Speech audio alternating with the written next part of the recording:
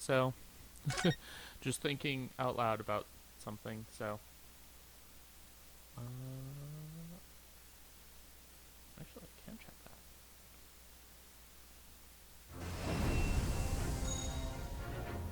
that. Hey!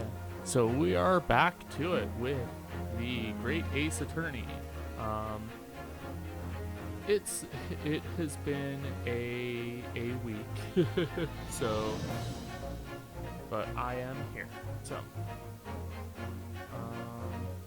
where was I? I'm just getting my there we are.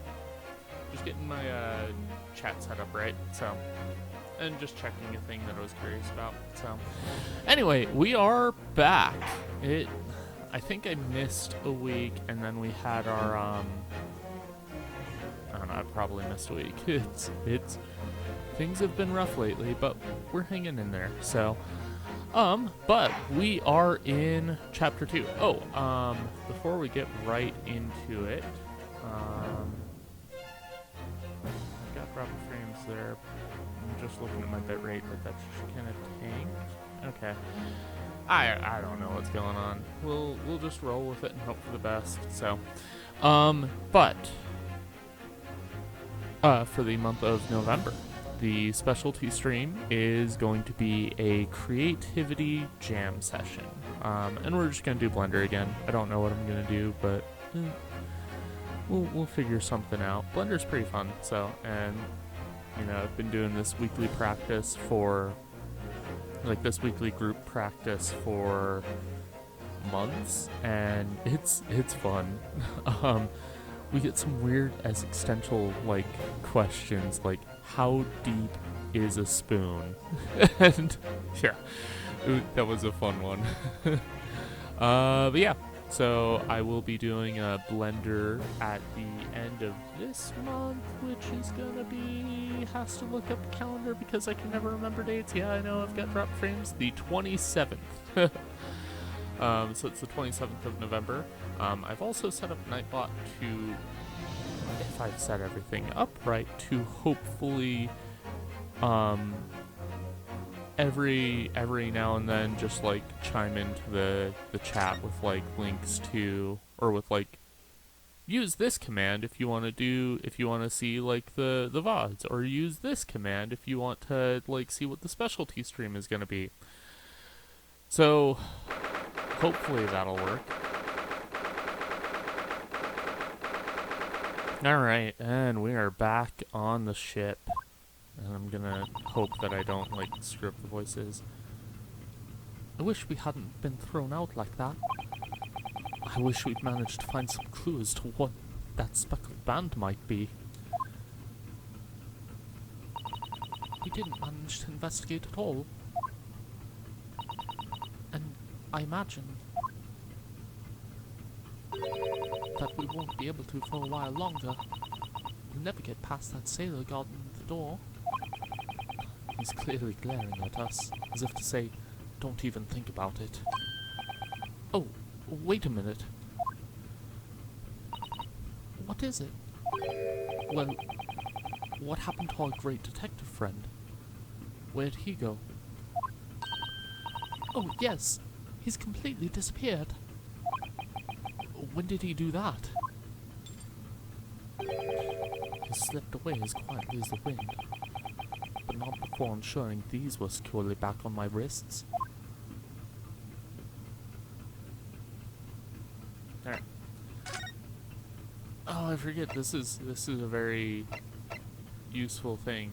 So like, this is, hey Snow! I am hanging in there as best as I can.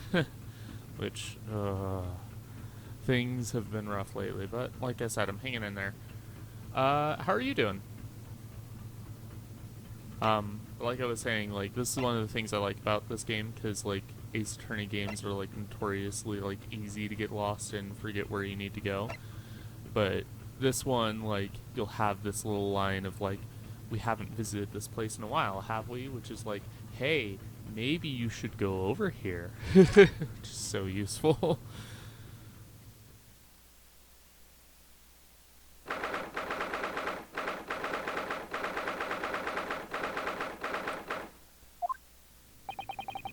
It looks like they're still investigating here.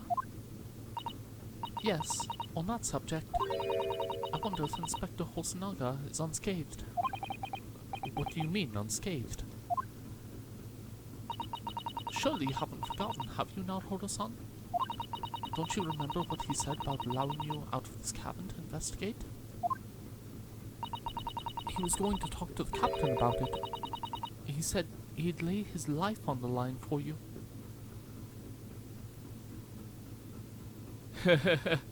That is a success. But yeah, playing through the first like Ace Attorney game, because that one, oh man, I need to replay that sometime. They're so good. They're so weird and quirky and good. Oh, yes. But I'm sure he was exaggerating. Let's see what he has to say for himself. He might have some new information for us. You never know. Okay. Where do I go?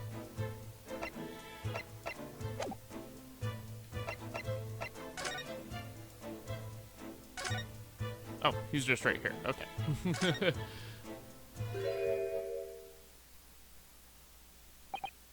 Ah, you're back.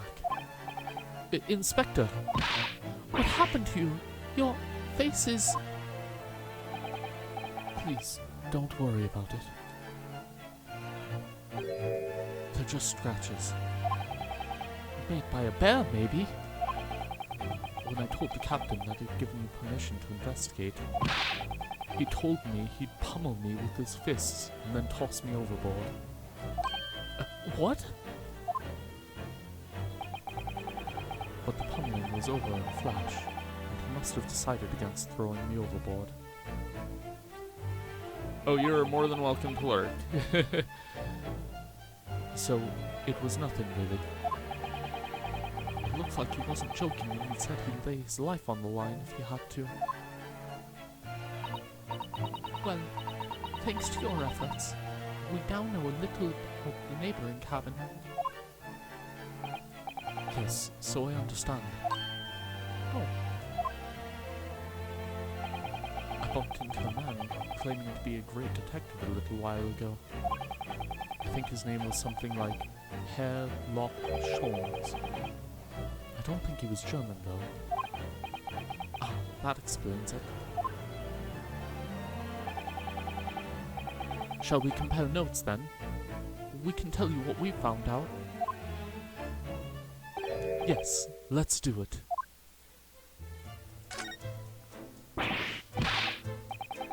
What? Nikolina Pavlova? She's in the cabin next door? Oh, do you know who she is? Please, what self-respecting ballet fan wouldn't know that graceful angel?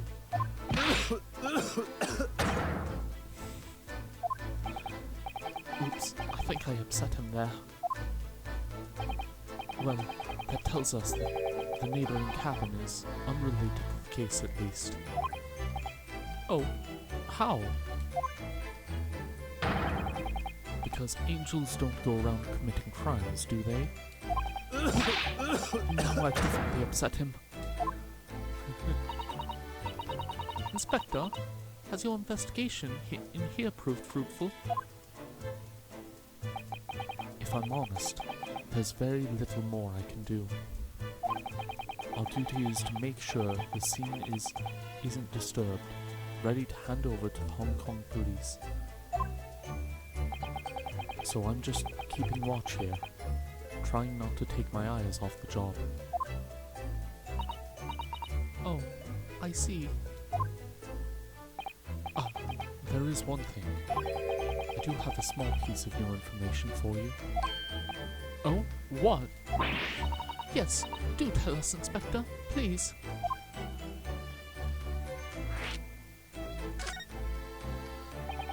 What is this new information you have, Inspector? It's this. The Burria's medical officer has finished his examination of the body. I managed to obtain the report. Oh, Kazuma's post-mortem report. Kazuma-sama. Oh, my heart. So, what was the cause of death? Damage to the cervical vertebrae is what's written in the report. His neck was broken. Yes, it would seem so. There were no obvious wounds or other signs of injury. So at first, I think they were considering poison. But it turns out they found no trace of poison in his system at all. Well, what weapon was used then? Nothing has been found as yet, but the fact that there are no signs of a wound suggests it may have been a blunt object, something that wouldn't leave a mark. Oh, I see. All the body's nerves run through the spine to the brain. A strong enough impact to the neck could induce death.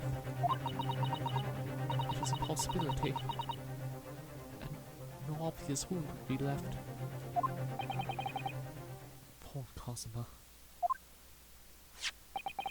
I have a second copy of the report.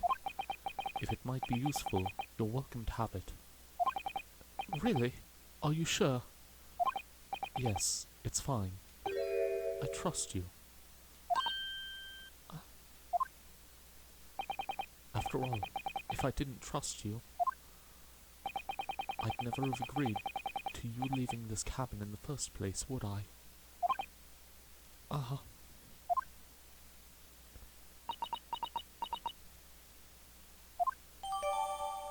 Oh, man.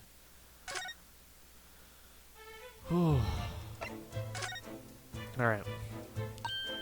Oh, Mr. Sholmes was here, was he?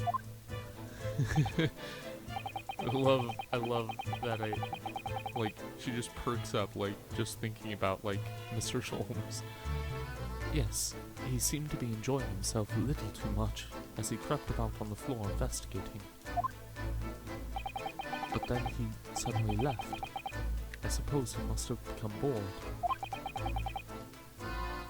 Did he say anything at all?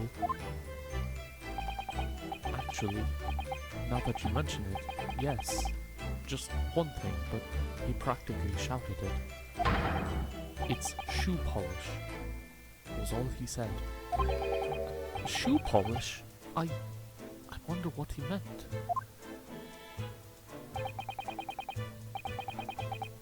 It was when he was over there, by the piece of broken glass. Do you see? Ah, perhaps he was talking about this brick-colored mark, do you think? Ah, yes, that must be it. But how could Mr. Sholmes know that it's shoe polish? That leaves me cold, I'm afraid. I have no idea.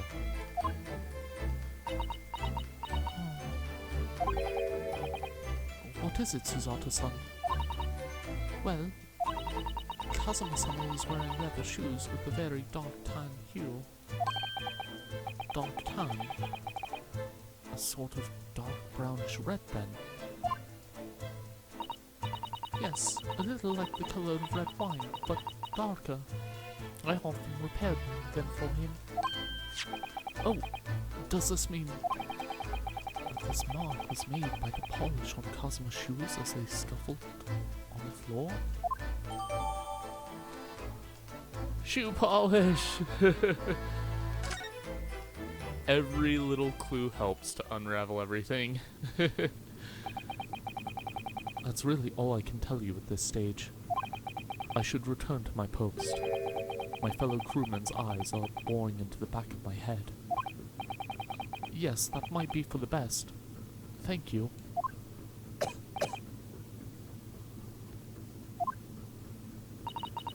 Poor Inspector, you look exhausted. No. Well, I feel terrible that I failed to protect Asogi-san. He was my responsibility.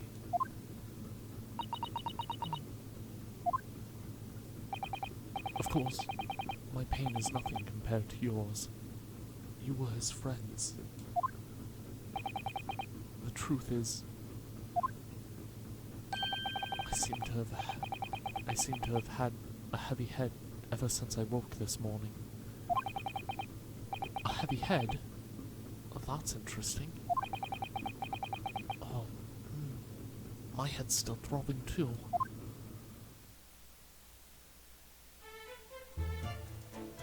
That couldn't possibly be related to what's going on. Alright, we're just gonna double check this now that we know that this is shoe polish. It really is such a beautiful color, this glass. It looks like whatever it was is broken clean in two. But the other half is nowhere to be seen. And then there's the brick-colored mark. Oh, whoops, that's Susato. Oh. Which is shoe polish, according to that great detective you seem to know all about. I suppose it must be from Kazuma-sama's shoes. Maybe, but what I'd like to know is, how can the detective be so sure that it's shoe polish and not something else? Because he's a great detective, of course. That's hardly a reason, is it? Don't take on her hero. So it's clear these letters were written with that ink that was somehow spilt on the floor. And that they spelt the Russian word for wardrobe. It does seem to be an unambiguous pointer to you, Naruhodo-san, as you were sleeping in there. But to be truly unambiguous, it should have just spelt out my name, don't you think? Well, either way, one fact remains. It's hard to imagine that Kazuma-sama would have written his last words, or word, in Russian. Which begs the question of who did write it. Interesting. You! Where did you go? Sorry, I just had to go to the next... Why? Who gave you permission for this? Well, Seaman Hosonaga did. That new Japanese, was it? Later, I will roll him into ball and throw him into cold room.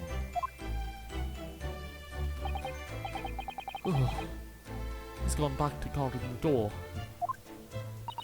I hope Inspector Hosonaga doesn't find himself in too much trouble on our account. He's really gone out of his way to help us, hasn't he? When we get back to Japan, we'll have to take him for a steak at La Carnival.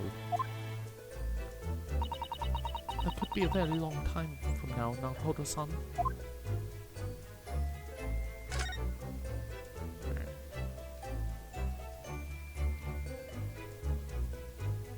Anything else that we really care about? I guess we could check the desk. This is where Kazuma spent his final moments writing in his diary. 1:23 a.m. I can hear a faint whistling sound. 1:35 a.m. What looks like some sort of speckled band is dangling from the ventilator grill. Looking at his writing here on this page, it's almost impossible to believe that he's gone. Kazuma-sama left us a valuable clue in these words, I'm sure of it. We have to solve this mystery, Naruhodo-san. But we will.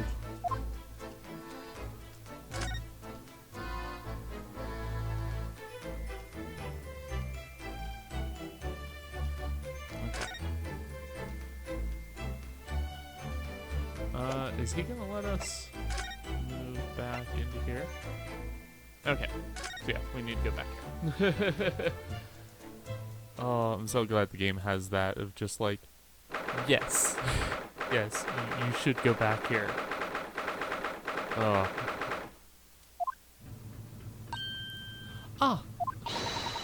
Look, Naruhodo-san! Seaman Stroganoff is gone. Strong enough? The burly Russian sailor who's always crossing his arms and glaring at us. All these Russian names are impossible to remember.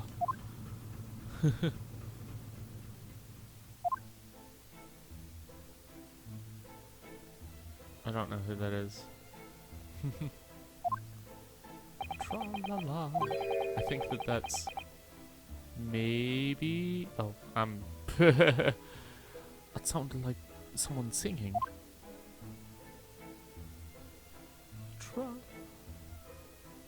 Okay, yep, that's Holmes, alright. Tra-la-lira-lira-lay, I did it the great detective way. This caroling, I know that lark-like voice. Well, never mind that now. This is a golden opportunity for us. Yes, you're right. We must seize it. Let's get inside Miss Pavlova's cabin while we can and investigate. Definitely. Before that stringy knot crewman comes back. It's Stroganoff, not stringy knot.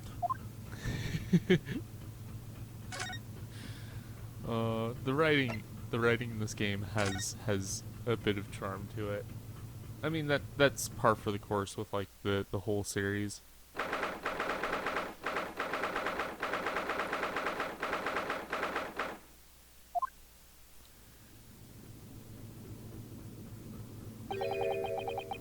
Miss Pavlova isn't back yet. Susato-san? Oh, where has she gone? Hey, what are you doing? Those are her private things. There's not a moment to waste, Naruhodo-san. We must investigate as quickly as we can. I suppose you're right.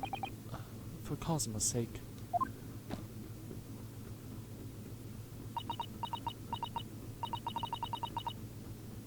Not just for Kazuma-sama. What do you mean? It can't be long now until we arrive at port in Hong Kong. I don't want you to be in those handcuffs when we get there. Really? We must solve this case now, Naruhodo-san. By ourselves if we have to. Oh. Yes, we will.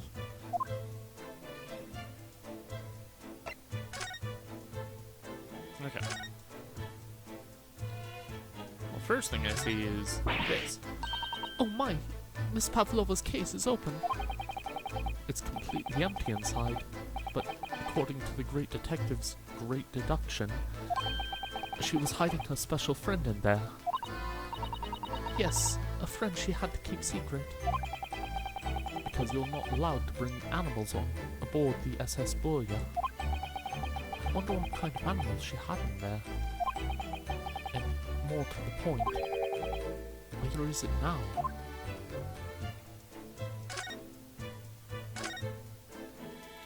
We'll check that. I suppose every cabin has a waste paper basket. Shall we have a look and see what's been thrown away? Naruhodo-san, it's poor etiquette to go sifting through someone's rubbish, you know.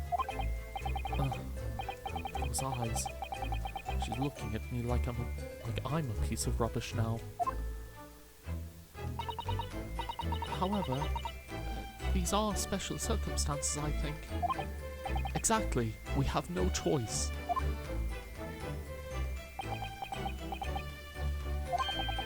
There's hardly anything in here at all. Oh, well, that's a little disappointing.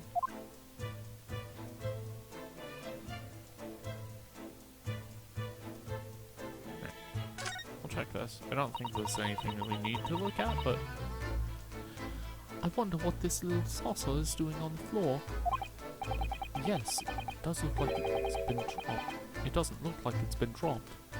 More like it was put there deliberately. Ah, do you think? Do you think there could be a leak in the roof just above here? What? A leak? Is this ship quite safe? I'm sure that even if there's a little leak in the roof, it doesn't mean the whole ship is going to sink. No, you're right. Of course you're right. She's really trying to persuade herself, isn't she? Oh yeah, the 3D is such an interesting thing. Like, I don't know, like, I feel like this game, like, has, like, some really good animation, but it's also really different seeing, like, some of the things where, like, you'll, like, rotate around characters, and it's interesting.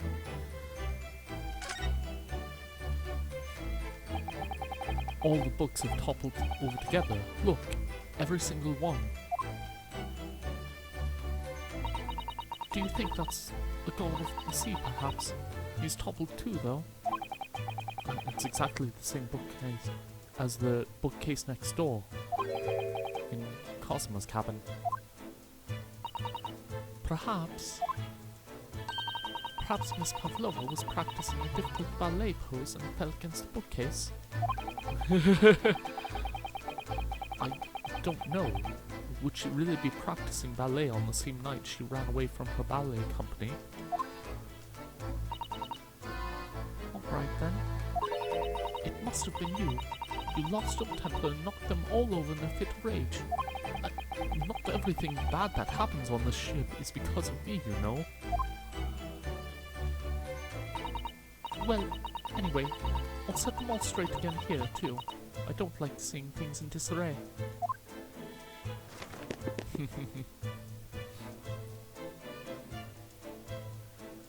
Okay.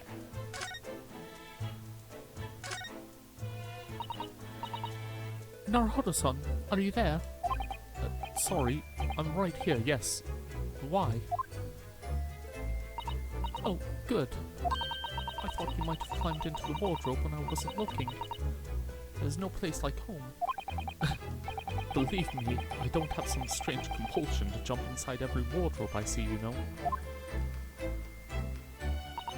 Well, anyway, I'm not sure anyone can fit inside this one. It's full of beautiful outfits. I suppose they're all stage costumes. I was rather hoping we might find Miss Pavlova's friend hiding in there, but no such luck. No, I was trying to see and focus on that bag, but I guess I focused on the wardrobe. That's fine. That's fine. Check the vent.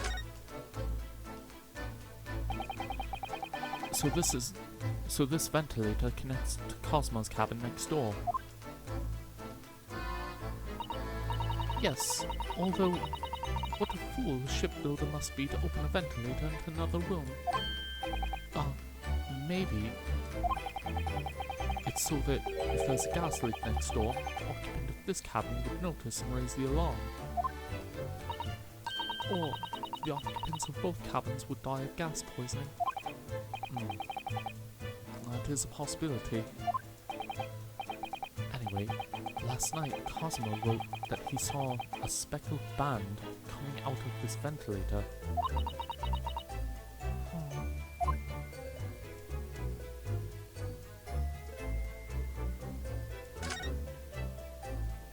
Okay, what else have I really looked at here?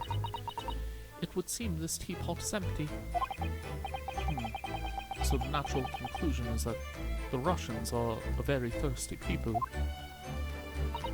Or, because Miss Pavlova only came here into this cabin last night, she hasn't had the chance to make any tea yet. I mean, it could be either. It's definitely that they're excessively thirsty. I'd lay 1,000 to 1 on it. You're rather obstinate, aren't you, Naruhodo-san? Maybe. Oh, we should check this. There are just a few books on the desk. Nothing else by the looks of it. Well, Miss Pavlova only ran away from the ballet last night. She's hardly occupied this cabin for any time at all. That's true. I wonder what kind of book she likes to read. Let me see. Yes, I see. It would seem that Miss Pavlova enjoys reading books written in Russian. Thanks. I think I probably already knew that. It's rude to ask too much of people, Naruhodo-san. Kindly remember that. Don't upset Susato-san. Maybe we check the door. This cabin door has the same simple sort of bolted latch that our cabin door has. If the bolt's drawn across, there's no way that anyone could enter the cabin from outside. Yes, it's not a particularly heavy-duty bolt, is it? But still, it wouldn't slide across of its own accord, would it? No, and the door is made of metal, so there's no chance of trickery using magnets to unbolt it from the other side. And it seals up perfectly too, to stop any seawater coming in. So you couldn't use the method you told me of passing a thread through the crack around the door, either. I seem to know a lot of tricks for opening doors. I'm starting to see why they suspect me.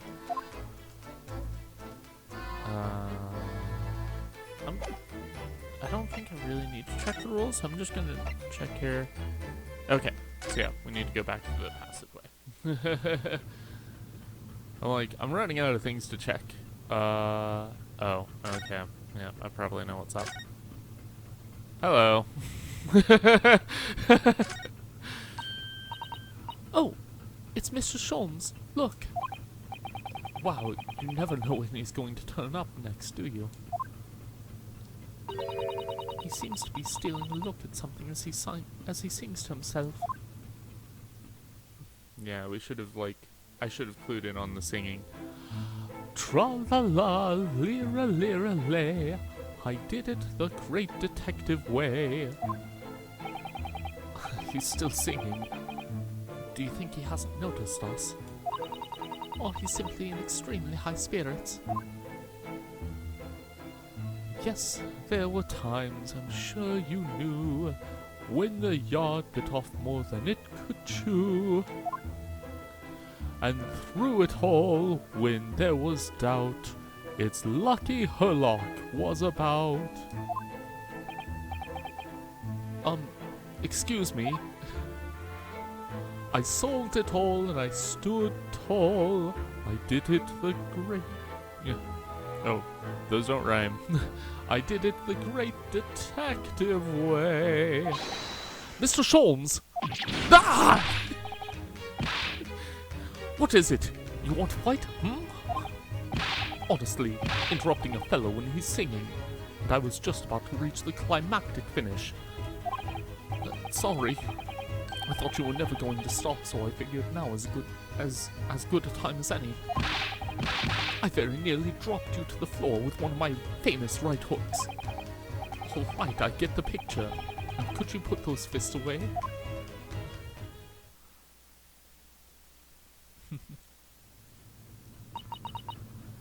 Mr. Sholmes, you seem to be examining something before we interrupted you. Ah, yes, that.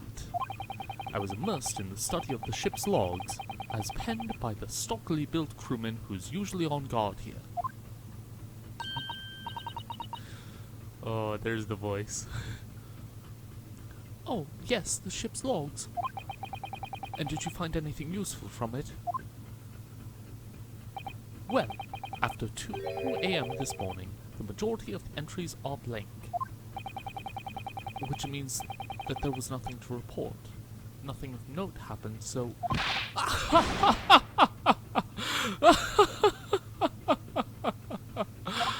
You truly are a student from the land of the rising sun. You've been utterly blinded by it. Sorry. Rude. Your logic, my boy, is inverted. Whatever do you mean, Mr. Sholmes? Observe the other pages, and all shall become clear. It would seem the same criminal oft stands sentry in this first-class passageway. And he has an almost religious practice of recording nothing to report every half hour. Oh, he writes that every 30 minutes. Nothing to report? Precisely. Put simply, the seaman writes nothing to report when there is just that. And yet, the ship's log from last night is largely blank. He didn't even write nothing to report. Oh, whoops, that was I'm good at seeing who's talking. Do you mean? Yes, there were circumstances afoot last night which led to the seaman being absent from his post. What kind of circumstances? Or what happened? That remains a mystery for now, but we can be sure something significant took place. So significant that it caused the seaman to forget his regular habit of scribing nothing to report in the log. These are important details. I would stake my life on it. You must log the ship's logs in your mental file. Okay, sure. Now that deduction was worthy of a great detective. Ah, you're starting to understand why my way is, I see. Oh, what my way is, I see. What makes Sholmes. Brilliance.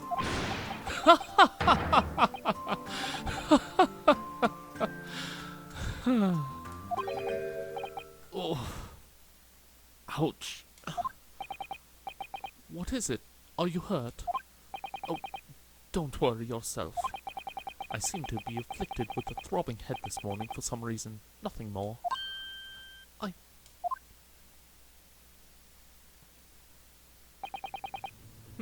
I wonder if that has anything to do with anything.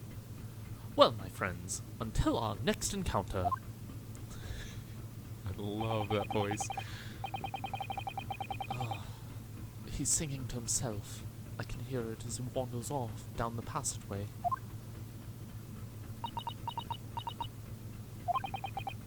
Is something wrong, Suzato-san? You seem lost in thought. It's just... well, I feel the same. Sorry. Ever since I woke up this morning, I had something of a headache. A sort of continuous throbbing. Oh, you too.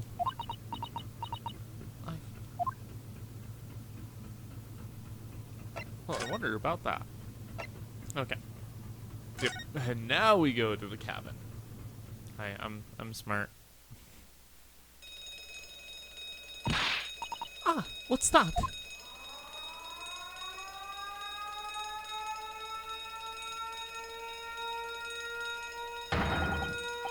Shut down the engines immediately. Vessel sighted a quarter-mile forward. Full stop. Hard to starboard. All hands, brace for impact. What the? I think we're about to crash into another ship. What? Oh. I can't stand. Suzato-san, hold on to me. Ah! Oh. Suzato-san, are you alright? Are you injured at all? I think I'm fine. Thank you, Naruto-san.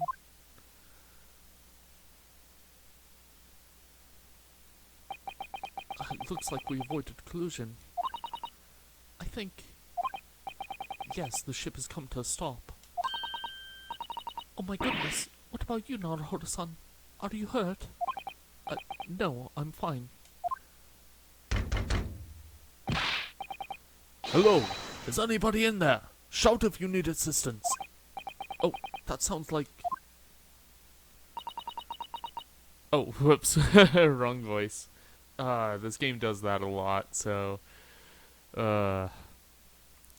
Inspector Hosonaga. Is that you in there, Naruto-san?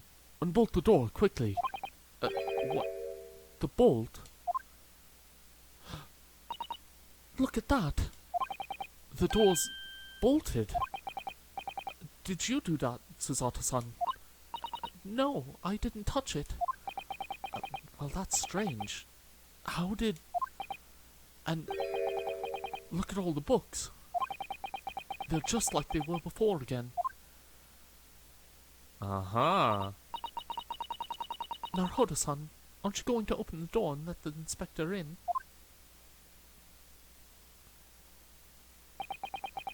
I'd better tidy this place up first.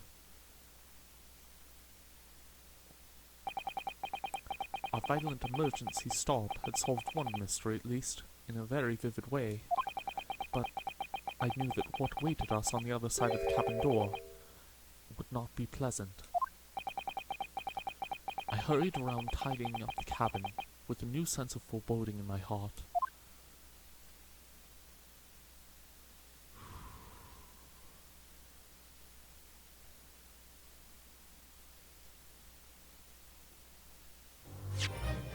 Yep, we'll go ahead and save. Oh.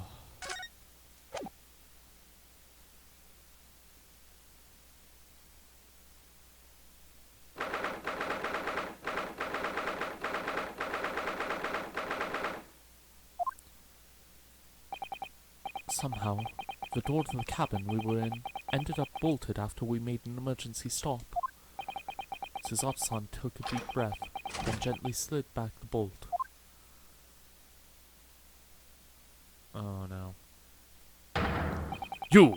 What are you doing in Miss Pavlova's quarters? Ah, you both look unhurt. Good. Yes, we're fine, thank you. What on earth happened?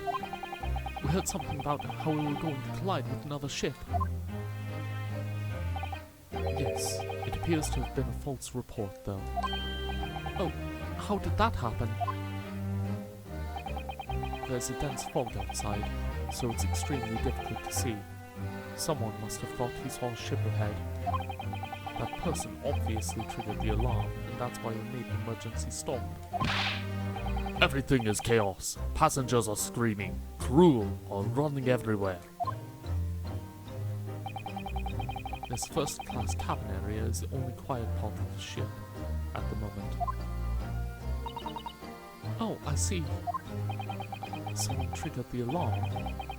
Does that mean that someone pressed that button outside? Ah! You wicked intruder! Dressed in all black. You are the devil. Sorry, me. I've been called a lot of things before, but devil is a first. You opened my traveling case. How could you? What? No, we didn't touch it. That's right, Miss Pavlova. It was already open when we came into your cabin. Inspector. Yes. Arrest this man. I know what he did. He is a criminal. It is not enough that he has killed a man. Darn! And he is stowaway as well. If Vixen promises not to steal chicken, do you believe? Take him away. He is a trespasser, as well as everything else. Stowing away, trespassing, killing. She's right. You are devil. It doesn't look good, does it? There is cell below deck. Throw him in. Tomorrow we dock in Hong Kong. Then we give you straight to police. Wait, a cell? Please, Inspector Hosonaga. Is there nothing you can do? This is a Russian vessel. I really have no jurisdiction here. After my last effort to appeal to the captain's good nature, I think I'm out of options. This is terrible. This is a real crisis. I've got to find a solution. Immediately. Okay.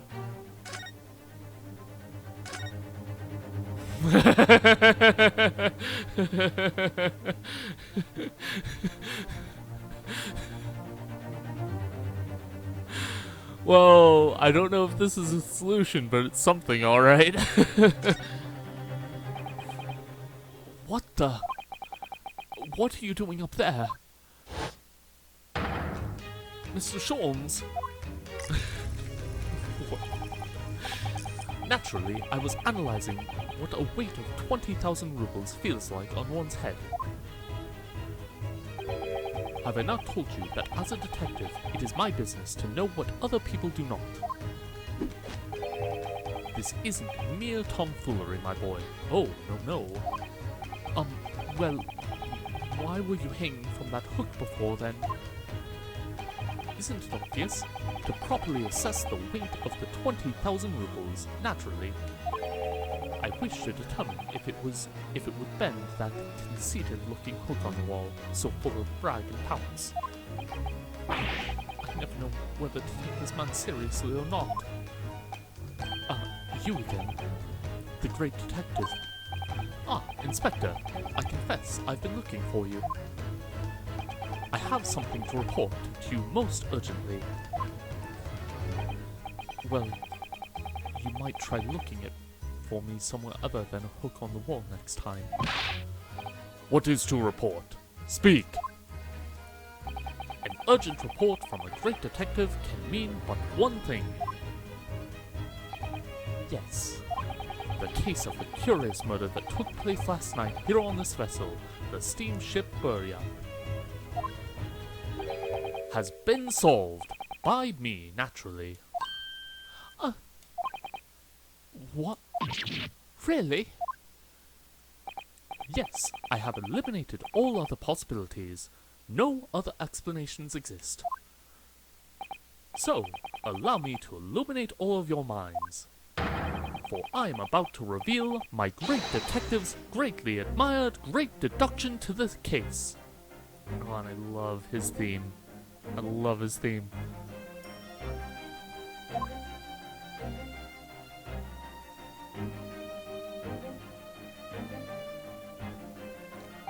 Ha! You have solved it. Even Hedgehog understands this case. We all knew who was responsible for killing Student Boy this morning when we found criminal in wardrobe. It is this stowaway, and he has handcuffs to prove it. I didn't do it! The trouble is, there doesn't appear to be anyone else who could have killed the victim. Because, as everyone knows, the cabin door was bolted shut from the inside. That means the culprit must be someone who was inside the cabin. Yes, it's what's called a locked room mystery in detective stories. Da! Locked room! That is point! The room was locked. Well, I can't deny that. There's no way the bolt could have been drawn across from outside the cabin. You're quite mistaken. The cabin next door is not the so-called locked room at all. What? Oh yes, there is another entrance. An entrance used last night by the culprit in order to gain access to the cabin despite the bolted door. What other entrance? We never discovered one. Why, it gapes open-mouthed at you even as we speak. The ventilator, man. The ventilator? You think this is funny? I cannot even put my arm through that hole. That's because your arms are as thick as tree trunks. You're suggesting that the culprit entered and left the victim's cabin through that tiny opening. It's not possible. But it is. And last night, the victim even witnessed the intruder in the act of passing through the ventilator. Adjust my mic a little bit. There we go. That's better height for that.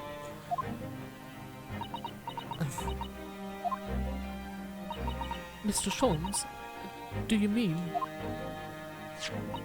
Are you referring to the words Kazuma-sama wrote in his diary? 1:23 a.m. I can hear a faint whistling sound. 1:35 a.m. It looks like some sort of speckled band is dangling from the ventilated rail. Precisely, my dear madam. But what does it mean? What is this speckled band? The answer to that particular conundrum is in this very cabin.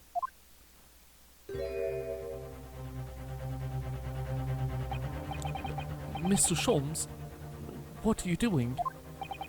There is a distinct element of danger, but fear not, I am ready. What I am about to expose for you all to see will shock you to your cores. Behold! Yeah! What the?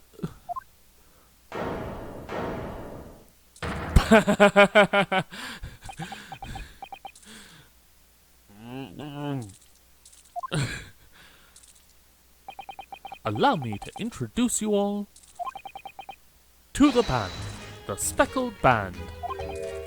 A snake? Indubitably.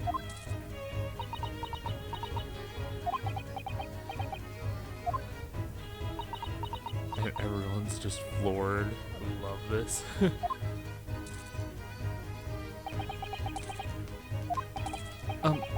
Mr. Sholmes, just one thing.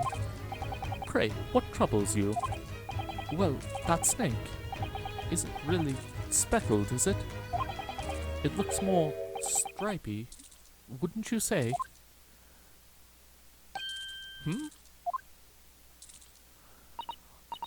Yes, you're right. I think in this case you'd have to call it the striped band, wouldn't you?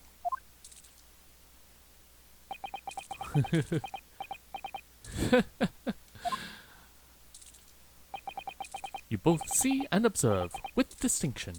However, do you not think that is precisely the trap into which the culprit wishes you to fall? Oh my goodness, really? It's a trap? How exactly?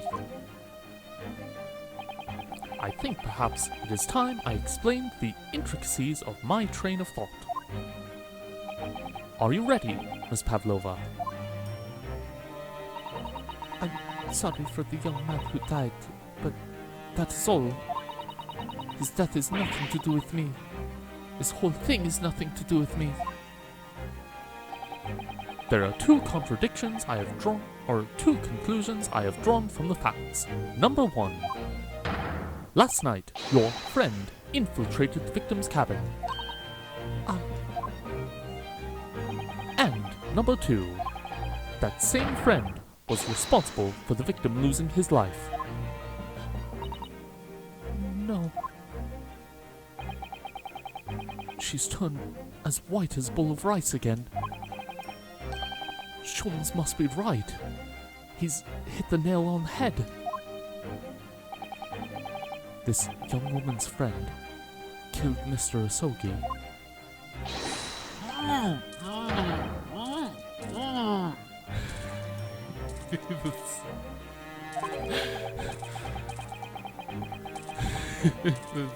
That's fun. It looked like he can't speak with that snake coiled around his head. I would advise as little movement as possible, Seaman. You wouldn't want the fangs of that long friend in your neck. So everyone, let us begin. Herlock Sholmes is proud to present his Logic and Reasoning Spectacular. Yes. Oh, and the music.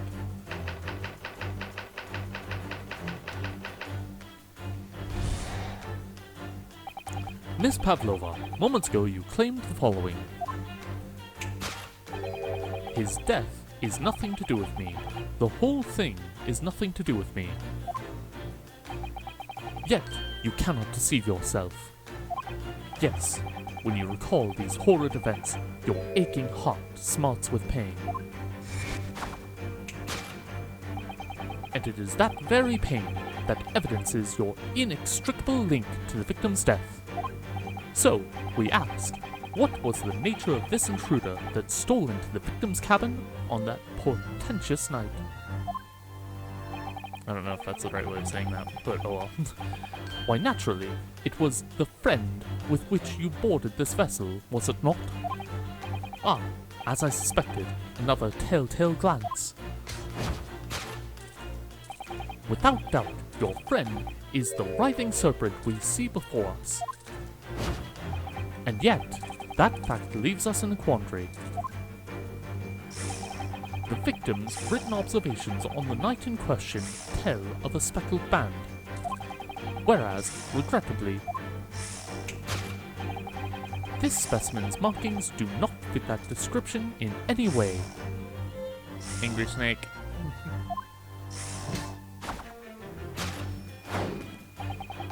What explanation can we give, pray? What was this sight that fell upon the victim's eyes last night? No, don't look at me. This has nothing to do with any of this. Oh, but it does. You have the answer to this quandary even now, hidden behind your back. Yes, that which you are trying but failing to conceive can only be the snake's slowed skin. Evidently, after the subtle and horrible crime, this most deadly friend of yours shed its original skin, no? I don't know what you're talking about. Last night, through the ventilator visible in this cabin, your then speckled friend slithered next door. Using the bell cord on the other side as a bridge, the serpent silently descended into the victim's quarters. In the dim light, it appeared to the young gentleman who was about to lose his life as a speckled band.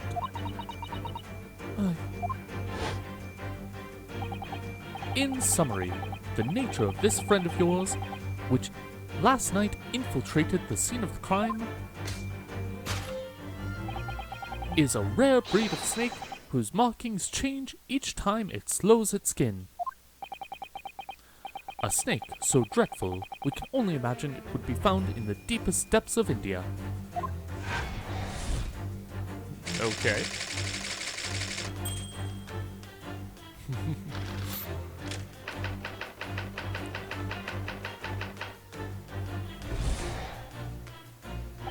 Moving on, we come to the heart of the matter, the grim demise of the victim. How did this young man lose his life, and why? According to the data of which I have been apprised, it would appear that there were no visible signs of injury.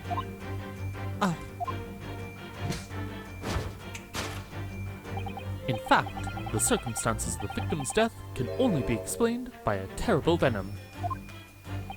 Now, if we take that as fact, we can reasonably imagine that there remains evidence to affirm it at the scene of crime. Oh, no, could there be? Yes, an examination of the deceased's body will prove the cause of death conclusively. The almost, but not quite, imperceptible puncture wounds left by the venomous fangs will seal the truth. Yes, the vestiges of the snakebite delivered by your terrifying friend. This makes no sense.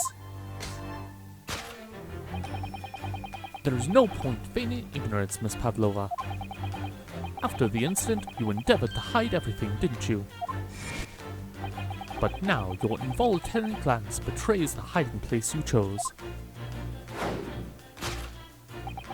That's right, you hid evidence that links you to the victim's death in that traveling case.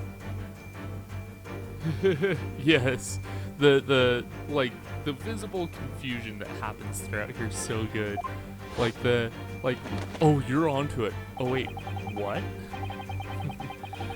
When we first met in this cabin, it came to my attention that your case moved periodically. Your serpent assassin was restless inside, no doubt. You don't... It is telling that the victim made note of a low whistling sound that could be heard minutes before his end. That was your signal, was it not? The sound you had used to train your serpent friend.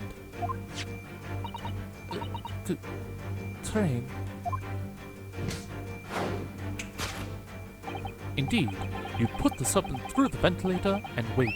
After a period, you'd summon it back with a whistle. You couldn't know if the animal had done its duty, so you would listen for signs of life next door. If the victim appeared to have been dispatched, you'd release the if the victim appeared not to have been dispatched, you'd release the snake once more. Do you deny this snake has undergone such training? It's not true. Having slithered through the ventilator and down the bell cord, the creature needed only to sink its fangs in once. And its venom would course through the victim's veins, ending his existence forever. That is the true nature of the speckled ban that took the poor man's life. There can be no doubt. My logic is infallible. Is it though? No, Kazuma. Thus concludes Herlock Sholmes' great deduction of the speckled band. I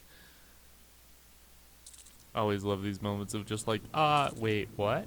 Are you sure? Are you sure? Everyone's just like, Miss Pavlova has trained her pet snake as a killing machine. There on the floor you will observe a saucer of milk. The promised food is the key to training any creature. Incredible.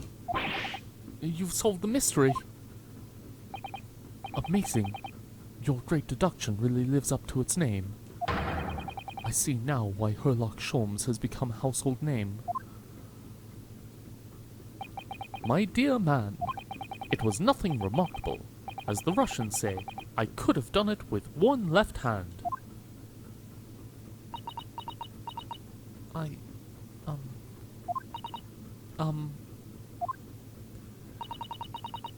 Could I venture an opinion, Mr. Sholmes? But of course, what's on your mind? It's just about your deductions before. Some things don't quite make sense to me. I welcome questions as to my method, and will answer both loudly and proudly. Yeah, we already know. Oh, well, good. First of all,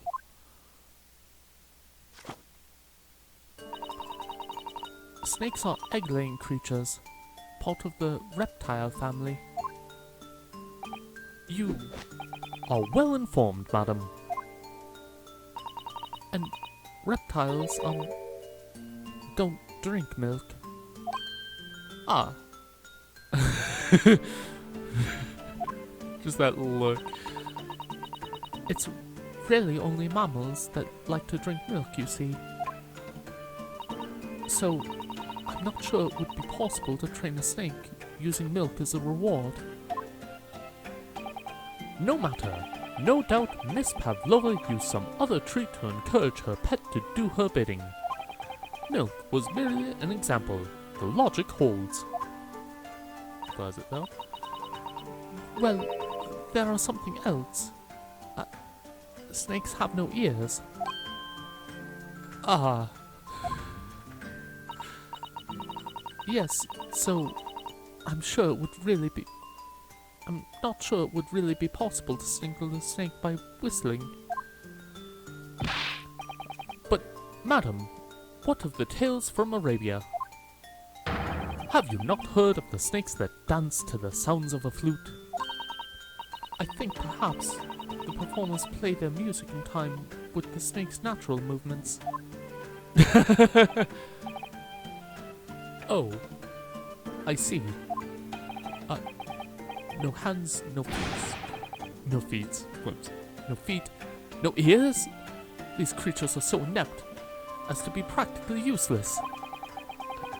Don't take it out on the snakes, Mr. Sholmes. There is one other thing. You have more? Snakes use the scales on their bellies to propel themselves forward. So, I'm not really sure that a snake could manage to climb up a flat bell cord like the ones in these cabins. Then it should try harder. Please don't be angry with me, Mr. Sholmes. The point is, even if the snake had gone through the ventilator to the next door cabin, it couldn't have come back without help. What I'm trying to say is that there are a number of reasons why it's difficult to imagine that the snake could have had a part in this. Oh, he looks so defeated. No.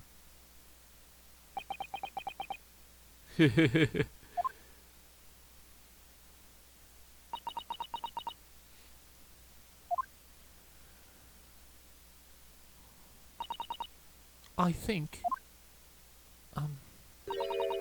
we need to step in and help again, Mr. Naruhodo.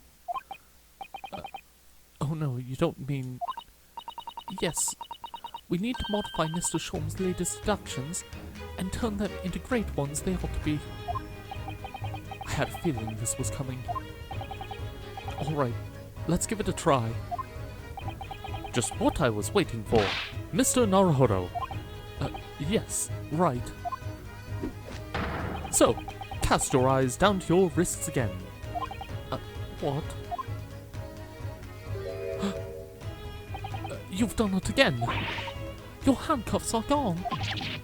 Where did they go? Fear not.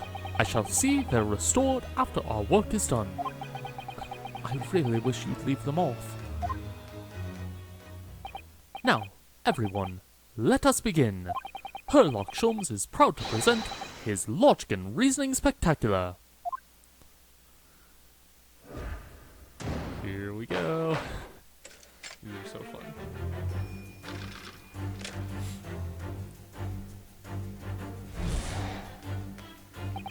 Miss Pavlova, moments ago you claimed the following. His death is nothing to do with me. This whole thing is nothing to do with me. Yet you cannot deceive yourself. Yes, when you recall those horrible events, your aching heart smarts with pain. She does have a pained expression on her face. Yes, that's true. She looks as though Cosmo-sama's death is weighing heavily on her mind. But you're not sure Sholmes has read her quite correctly, is that it?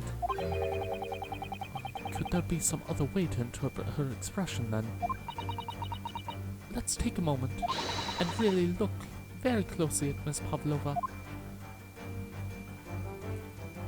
Oh.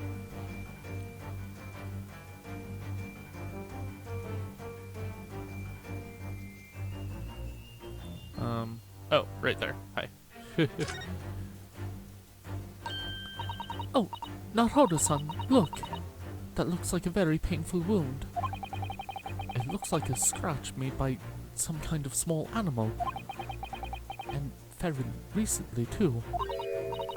Well, whatever scratched her doesn't appear to be around here. Yes!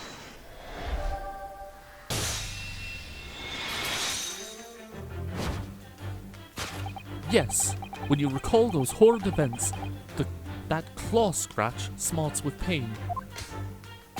Indeed, and simple observation reveals that the wound is fresh. Miss Pavlova, did you in fact receive that scratch sometime last night?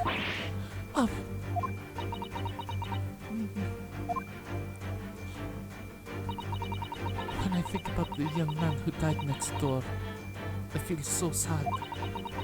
And when I am sad, the pain from this wound is worse. And it is that very pain that evidences your inextricable link to the victim's death. So, we ask, what was the nature of this intruder that stole into the victim's cabin on that portentous night? Why, naturally, it was the friend with which you boarded this vessel, was it not? Ah, as I suspected, another telltale glance. Without doubt, your friend is the writhing serpent we see before us. It seems likely that scratch mark on the back of Miss Pavlova's hand was made by this friend of hers, doesn't it? Except, snakes don't have claws, do they? No, they don't. They don't even have hands or feet on which claws might grow. Well then, if that snake isn't her pet, what is? What's the true identity of this friend of hers? We should follow her gaze now, Hoda-san. That's where we'll find the answer.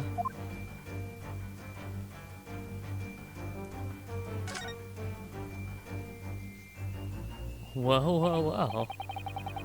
Ah, look at the photograph in this frame. This must be something Miss Pavlova brought with her when she ran away.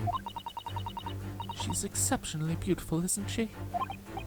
Yes, that's true, but personally, it's the little black creature that she's holding that's caught my eye. Maybe we'd better take a closer look at this. Look at the little cat Miss Pavlova is cuddling here. Oh, what a cute little kitten. It could vie with you, couldn't it, Naruto-san? For the blackest outfit. A black kitten. And from the look of this picture at least, Miss Pavlova seems very attached to it. Yes!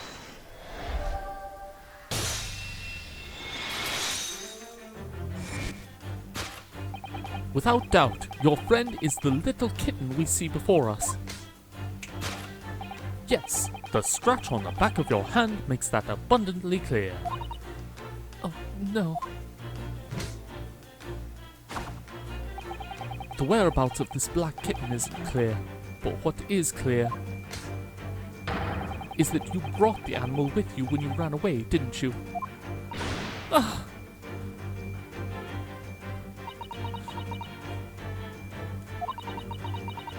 Darka is my best friend.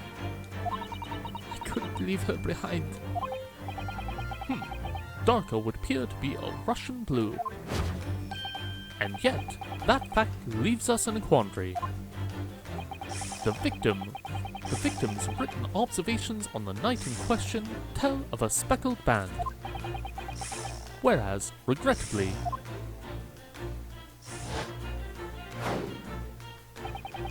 this specimen's markings do not fit that description in any way.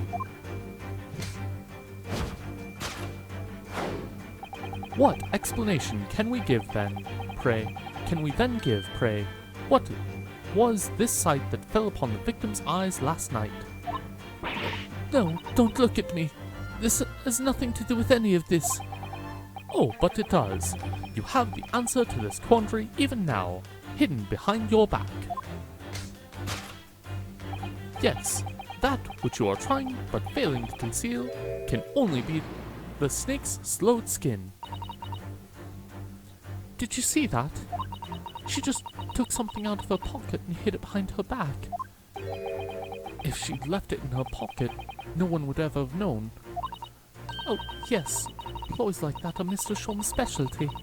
He's ever so cleverly forced her to reveal something. I thought deduction was his specialty, or maybe making me believe that was a ploy too. Anyway, I find it hard to believe that that's the skin of a snake. In which case, just what is Miss Pavlova hiding behind her back?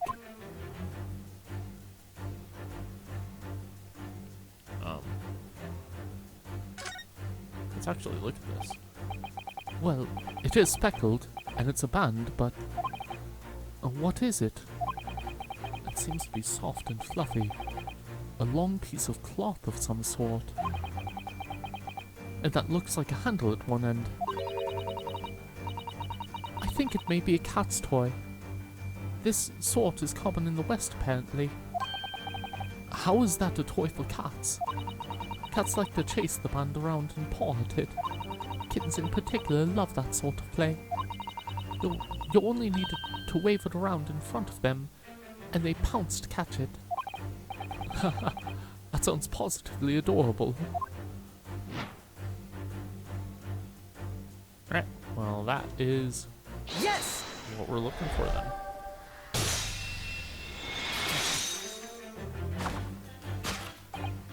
Yes, the thing you're trying but failing to conceal is, a cat's toy. Precisely, and the true nature of that now infamous speckled band. And it was this toy that you dangled through the ventilator. You waved it around, I presume. Naturally, the victim could not fail to notice it. But why? For what reason? My dear boy, there can be only one answer to that. After her feline friend disappeared through the ventilator into the neighboring cabin, Miss Pavlova attempted to use the speckled cat's toy to incite the creature to return.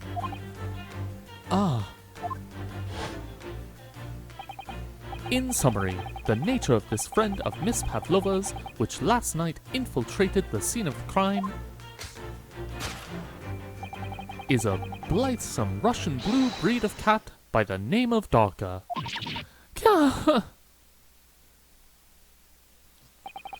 A truly troublesome feline young Darka is proving to be. She must be caged once found. You will forgive us for borrowing the photograph of your pet, Miss Pavlova. Yay!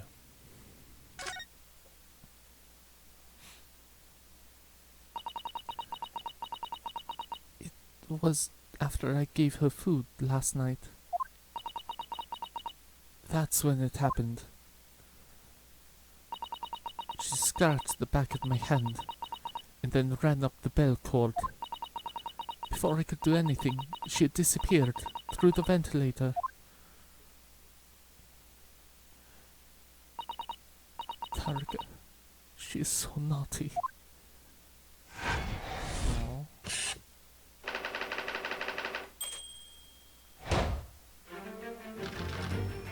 And then there's the music kicking up.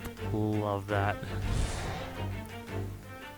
Moving on, we come to the heart of the matter, the grim demise of the victim. How did this young man lose his life, and why? According to the data of which I have been apprised, it would appear that there were no visible signs of injury.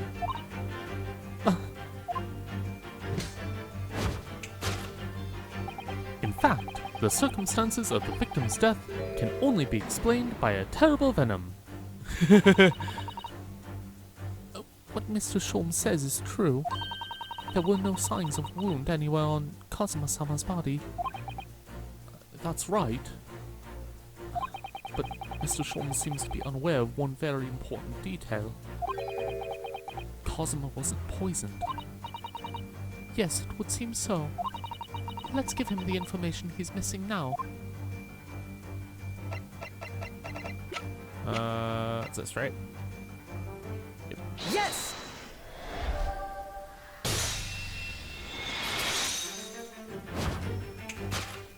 In fact, the circumstances of the victim's death can only be explained by the post-mortem report. Ah yes, I knew it was one or the other. His neck was... Indeed, the breaking of the cervical vertebrae is fatal. Only that Goliath would be strong enough to survive that. Seeming strong enough isn't some sort of immortal freak, you know. The jury is out. Anyway, we have on good authority that the victim's neck was broken. Now, if we take that as fact, we can reasonably imagine that there remains evidence to affirm it at the scene of the crime. Oh, no. Could there be... Yes. An examination of the deceased body will prove the cause of death conclusively. Cosima died because his neck was broken. In other words, he was probably struck by something or someone. Yes, that's a distinct possibility. As of yet, no weapon has been found, though. Presumably, Darker didn't silently creep up behind Cosima and deal him a fatal blow. I suppose it's possible that he had a fall and hit the ground awkwardly. It could have been a terrible act of misfortune that he broke his neck completely by accident. Oh yes, a bad fall could explain it. It's rather hard to believe of Kazuma-sama, though. He wasn't a clumsy man. Well, we need to fix this deduction somehow. Is there anything from the scene that could explain what happened? Yes! In fact, there is. Yes, an examination of the mark on the floor will prove the cause of death conclusively. This particular mark, so prominently visible next to the victim's body, is a deposit of shoe polish. Shoe polish? Indeed, positively identified by the little analysis device I constructed, which I carry now as a matter of course. Beeswax, tallow, and dye were my results, the undeniable ingredients of shoe polish. And the color of the polish is a perfect match to the color of Mr. Osogi's laced leather shoes. Looking at this mark, it's not hard to believe it's not hard to imagine what happened. For some reason, Mr. Osogi must have caught his foot at the point of the floor and tripped. Please, no. And, by a dreadful turn of misfortune, caught his neck against some immovable object as he fell to the floor. Suffering a fatal blow to the spine, the victim's vertebrae shattered, and in that instant, he lost his life. No! I don't know. I don't know anything about this. Is that really true, Miss Pavlova?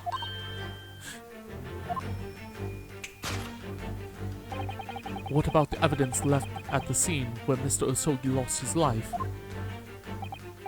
Yes, the facts are as clear as day to me. You did all you could to conceal the incriminating evidence. But now your involuntary glance betrays the hiding place you chose. That's right, you hid the evidence that links you to the victim's death in that traveling case. I don't believe it. Kazuma-sama merely tripped over and now he's no more. It can't be true. I refuse to accept it. I know it's hard to believe, but the mark on the floor does seem to suggest that's what happened. But... and if this part of Mr. Shulman's deduction is right, Miss Pavlova is trying to hide some evidence that would prove it. Here in this cabin, somewhere in the direction that she just cast her eyes. Where, I wonder? Let's have a good look around. The answer must be in here somewhere.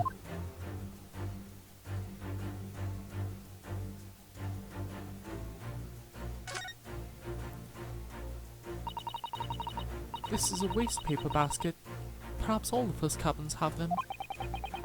But Miss Pavlova only started occupying this cabin late last night. Presumably, There's not much rubbish in there yet. Oh, what's that? It's a broken piece of glass, isn't it? Yes, it is. And I feel like I've seen it somewhere before. If it looks familiar, perhaps it's more than your mind simply playing tricks on you. Yes!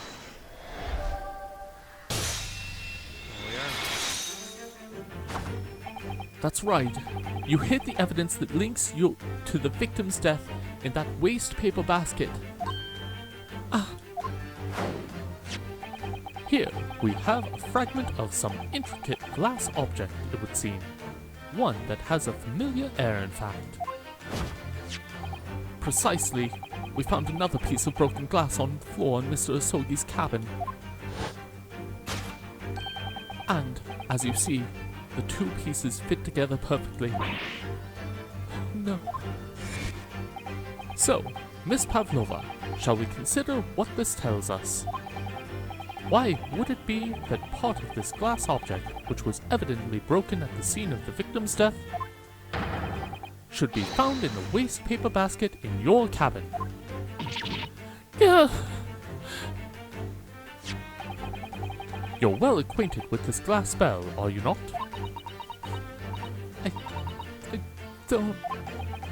I don't know. In that hushed Russian accent of yours won't save you this time, dear girl. Why? Because we have conclusive evidence linking you to the bell in question. What? Take it away, Mr. Naruhodo. Yes. The evidence linking Miss Pavlova and the little glass bell. Well, that would be... Yes! If you look at this photograph, you can see clearly, hanging from Darka's collar, the very glass bell in question.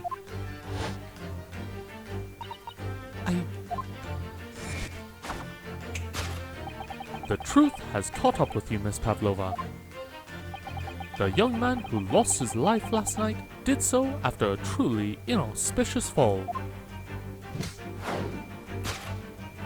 And the cause of that fateful stumble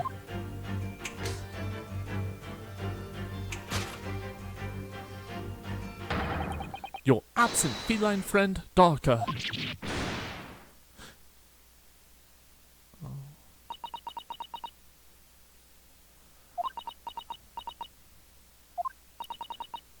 I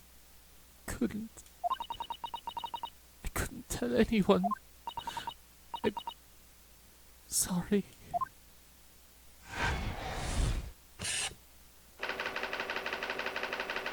I'm remembering this chapter more and more.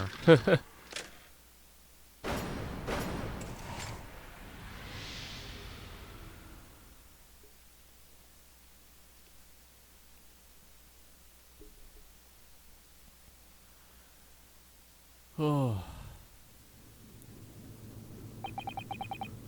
Why don't you tell us now, Miss Pavlova? Tell us exactly what happened last night.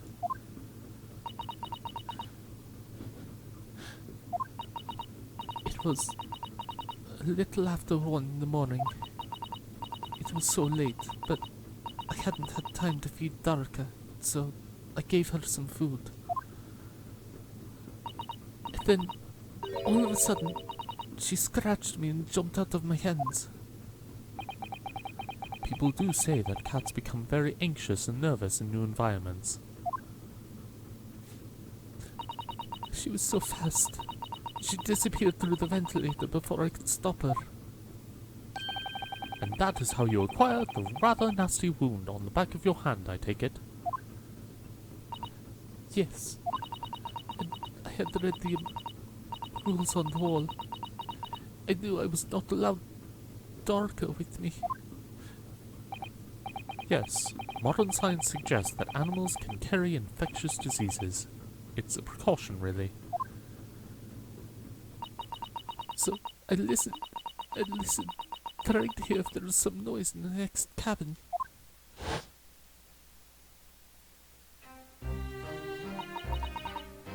was very quiet. I was sure if someone was there, he must be sleeping. So at that point, you thought it safe to try and lure the kitten back again by dangling the end of the toy through the ventilator into the adjoining cabin. Darka always loves this toy, but it didn't work. Nothing worked. I tried using a flamethrower. I tried whistling to her softly, but nothing. She didn't return. So the faint whistling sound Cosmo wrote about in his diary was Miss Pavlova trying to retrieve her pet. Cats have a propensity to remain hidden in the shadows when frightened. Yes, so there was nothing else I could do. I just had to wait until she had calmed down. But then...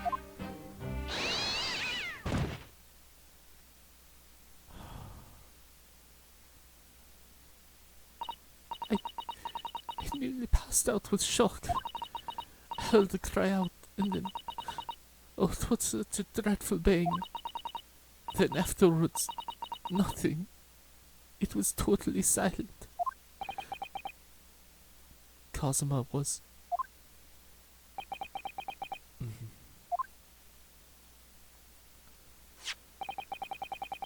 From the appearance of the brown mark on the floor, it seems likely that what you heard was the victim stepping on the glass bell and tripping up. The SS Burya is a large vessel, but even she can pitch and roll violently without warning. If the Mr. Sogi was already off balance as a result of the ship lurching when the kitten got onto his feet, the combination of unfortunate factors could easily have easily caused him to fall over.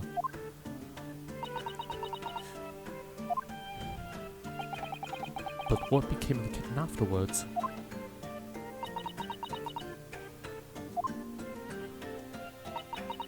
In the end, I managed to get her to come back through the ventilator. Yet Darka is nowhere to be seen. I must have forgotten to lock my case. And now she disappeared again. Gracious, that cat is as insufferably restless as I am. Well, he knows something about himself, at least. When I woke this morning, I heard that a young man in the cabin next to mine had died. But I couldn't bring myself to tell anyone what had happened. I was too scared. Scared that they would send me back. Oh, hold on a minute. What about the snake? You're right. Where is it? If the snake isn't your friend, Miss Pavlova, then whose is it and where did it come from? What on earth is such a dangerous creature doing on board this ship? Look at that smile. Oh, didn't I say? Snake is my friend. His name is Pirotska. What? That snake belongs to you. He escaped from cage when the emergency alarm sounded. I was looking for him. I did not expect to find him in here. Yes, how did that snake get into this cabin? But animals are not permitted on board. Ha! We are at sea for 1 year. You want to be so long without close friend, without someone who understands. Couldn't you find someone a little more, human, who understands you better? But, my dear burly fellow, a gargantuan venomous snake, surely you can appreciate the danger you're putting everyone in. no venom. Pirotsko does not have venom. He's harmless, very long, but very gentle. He's adorable, like Granny. It's venomless. Yes. Now he is hungry, so he's in bad mood. But once I feed him, you will see big smile. And you feed him with what? Milk, I suppose. Ha! Like they say they milk chickens. Ridiculous! Snakes that drink milk are only stupid stories. Pedrosco eats mouses. Big, fat, round mouses. Ah. Oh, so is that what the mousetrap in the passageway out there is for? Of course! How else can I catch my friend's favorite food? Nothing says top of the food chain like the look in their eyes right now. That just like blank look right now. It refuses to drink milk, it can't hear a whistle, it can't climb up a bell cord, and it's not even venomous. How the deuce did something so inept land a starring role? It is not my fault. I do not make up stories. My Pedrosco has nothing to do with this incident.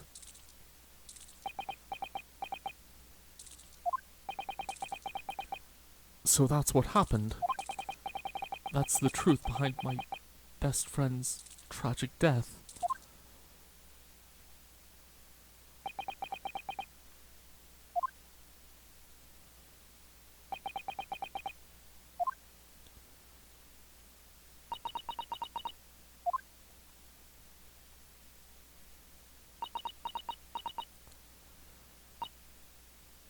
Miss Pavlova?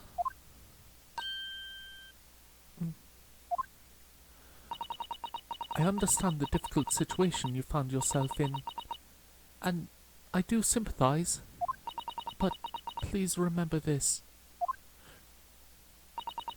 A young man lost his life. If you're going to attempt to cover up your guilt with lies, then no matter what the circumstances, I cannot forgive you. But what are you talking about, Miss Mikitoba? What lies? Miss Pavlova just confessed everything. Susato sharp. It was just a series of unfortunate events. An accident.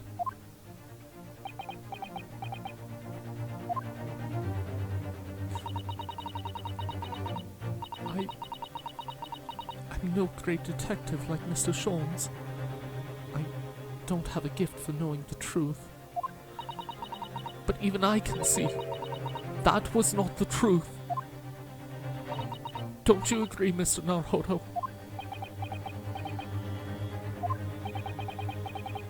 To be perfectly honest, yes.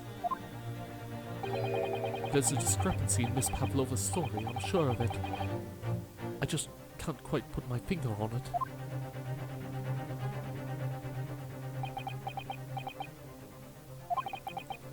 I confess. I was intending to let Scotland Yard deal with any outstanding issues on this matter. Oh. I am only present here for a very specific reason. The truth is, you, Mr. Naruhodo, are simply a distraction. A distraction? I do hope you've not been finding your shackles too uncomfortable. Not again! When did you do that? Especially as they're on your wrists as a result of my intervention. I was rather hoping I could resolve matters before we made our next port of call. You were, Mr. Sholmes. Yes, but I overlooked one important detail. The deceased young man was a very close companion of yours. Was he not?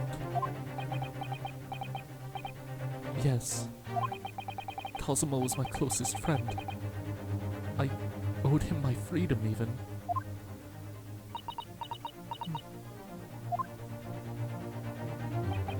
In that case, we must follow this to its conclusion.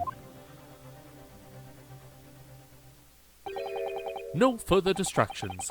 You must uncover the real truth here, Mr. Naruhodo. Yes, whatever that may be. The key to this is the discrepancy in Miss Pavlova's story, I'm sure. If I can chase that down, maybe the truth will become clear. The truth about how you really died. And how that scene in your cabin really came to be.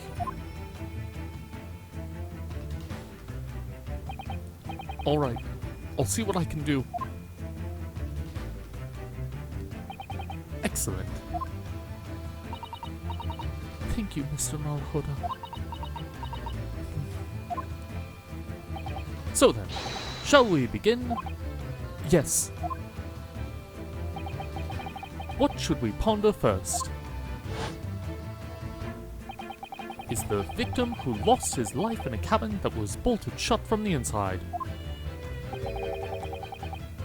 Was this truly an unfortunate accident? Or was it, in fact, no accident at all? That is what we must establish in the first instance. But we've already established it, haven't we? The man tripped over the kitten that had climbed into his cabin via the ventilator. Tragic, yes, but still an accident. Hold it! Wait, let's just take a step back. It doesn't make sense if that's really what happened, does it? I'm going to have to ask you to spell it out for me, I'm afraid. Yes, it's starting to take shape now. There's a clear contradiction between the facts and Miss Pavlova's story here. The evidence is right there in Kazuma's cabin. It's undeniable. His death couldn't possibly have been a mere accident. Really? Let us show our hand, Mr. Naruhodo. Time to present the evidence. The evidence that proves unequivocally that the victim's death was no mere accident. Yes! The truth is clearly recorded in this photographic print. There's no way that Mr. Asogi could have left this message on the floor. That script, it's Russian, isn't it? Indeed it is. The word written means wardrobe. I see what you mean. Most people would leave a dying message in their native language. Japanese in this case. But maybe he was studying Russian. It is a simple language. He could have picked it up very fast. That doesn't seem likely. That's actually not the point. It makes no difference whether he knew Russian or not. Sorry, what do you mean? Exactly what I said before. There is no way that Mr. Asogi could have left this message on the floor. And the reason why is clearly explained here. Damage to the cervical vertebrae resulting in instant death. Instant death.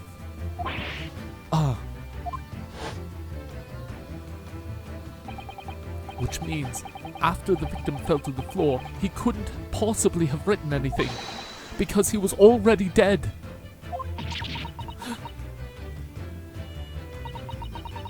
That's not the only reason either. There's something else we found in Mr. Asogi's cabin. A remnant of something that couldn't possibly have been there, if what Miss Pavlova told us was true. What? So Susato-san has noticed it too then.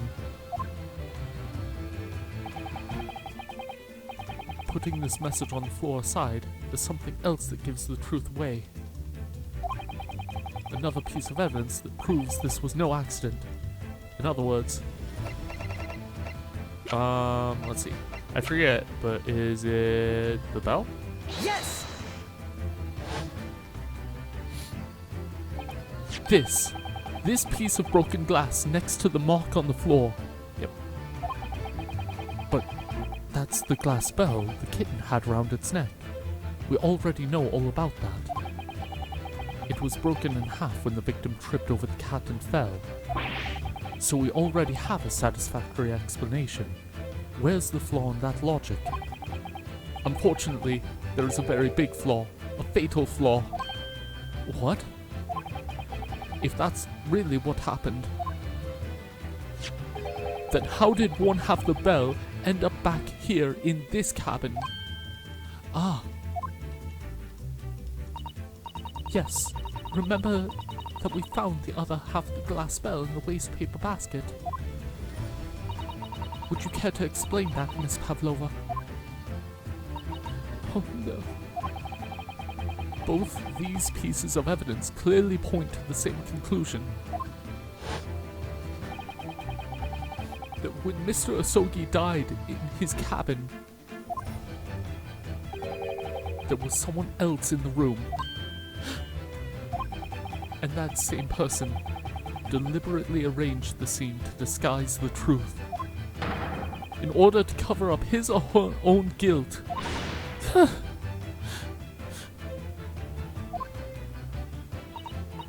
Yes, there was someone else present in Mr. Osogi's... Hold it!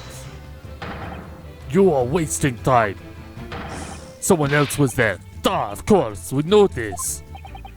What are you talking about? Bulkhead was bolted shut from inside. There was no way in or out. Oh, yes. And only other person in cabin when young student died was you. Yes! It's true. I was in the cabin when it happened. You were shut inside the cabin wardrobe, to be precise about the details. But I don't know Russian. There's no way I would have left that message. Not would have. There's no way you could have left that message, to be precise about the details. Would you mind? Forgive me, my dear fellow. As I was saying,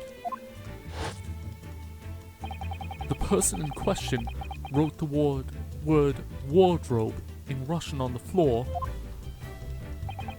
in an attempt to incriminate me for the crime, even though I had been asleep in there the entire time.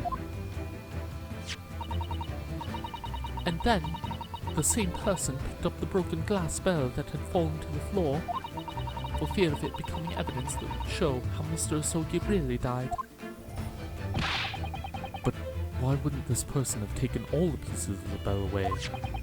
Leaving half behind was always going to raise questions. Yes, well, it was past 1 o'clock in the early hours of the morning. The cabin would have been quite dark. The single, small lamp suspended from the ceiling would have barely cast any light onto the floor there. Little wonder, then, that the culprit failed to notice a fragment of the tiny item. You all suspect me, don't you? Hold it! Seaman Stroganoff. Nina is woman of the sea. She is daughter of strong sailor. 2 years ago, they noticed her dancing skills and she went away to join ballet company. But before, she was dancer on this ship, a member of ship's band. You do not accuse ship's angel of being criminal. Ah, so that's it. You say that when young student died, Nina was there in his cabin. But that is not possible. I give my tooth. Well, this is all most interesting. And why would you give your tooth, pray? How can you be so sure? You are great detective. You should know. Look through thin eyes. Cabin bulkhead was bolted shut from inside. Nobody could go into cabin. Not Nina, not anyone. Or you want to tell me that killer can walk through locked doors? It is impossible. He's right. But wait, I've read about this in detective stories. People often tie thread around door latches so they can open and close them from the outside. Thread? Are you stupid? These bulkheads are not barn doors. Certainly not. These are watertight doors as one would expect to find on any modern steamship. Constructed of heavy steel with not a gap in sight, no threads or needles or magnets could have been used. No, of course not. I thought so too. But Mr. Naruhodo suggested it earlier, so... Suzato-san, how can you shift it onto me like that? So Seaman Stroganoff has a valid point. The cabin door couldn't have been bolted shut from the outside. Not necessarily. What? I put it to you that I could bolt this cabin door without laying a finger on it. And in this very cabin, we can see the traces of the method I have in mind having been used before. I don't believe it. Well, Mr. Naruhodo, I believe you know what I mean, don't you? A way to shut the bolt of the cabin door from the outside. One way does spring up to mind, yes. Do you really know what Mr. Sholmes means, Mr. Naruhodo? Yes, and so should you. Because we've seen it happen.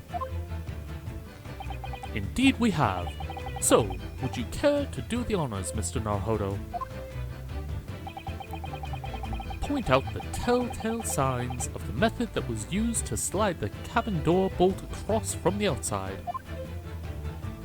Well. Oh, hi. Can I not?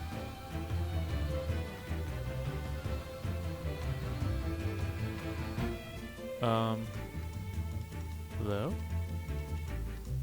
Yes! Oh, I just figured it in present. I thought it was like, hey, like, you can click on it, but no, you just mouse over it, or like move your cursor over it and present it. Look at the bookcase there. See how all the books and things on it have been toppled over? That must have happened when the ship made its emergency stop before. Yes, that's right. It was a very powerful vessel. It's a very powerful vessel after all.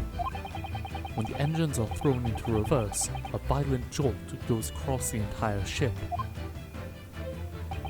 Any small objects that aren't fastened down are bound to fall over. I believe, yes, it's what's known as the force of inertia acting on the objects. Is there nothing Suzato-san doesn't know? Or that isn't in that book? Isn't in her book at least? Well, whatever it's called, the same force that pushed over these books on the bookcase also made something else in this cabin move. The bolt on the cabin door. Ah! It was very obvious just after the emergency stop that the ship made earlier. We'd come into this cabin not long before, and we hadn't bolted the door. But then...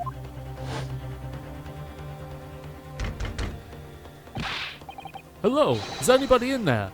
Shout if you need assistance. Oh, that sounds like... Oh, whoops. How did I make the same mistake and get it wrong twice? Whatever. That was totally the voice I'm using for Hosonaga. Inspector Hosonaga. Oh, yes. That's it. When the ship stopped suddenly, the bolt flew across and locked the door. Yes, it's made of metal, but it's small and light enough to be moved by the ship's sudden change of speed, or the force of ineptia, if you want to call it that. Are you trying to say that last night, after Mr. Sogi was killed,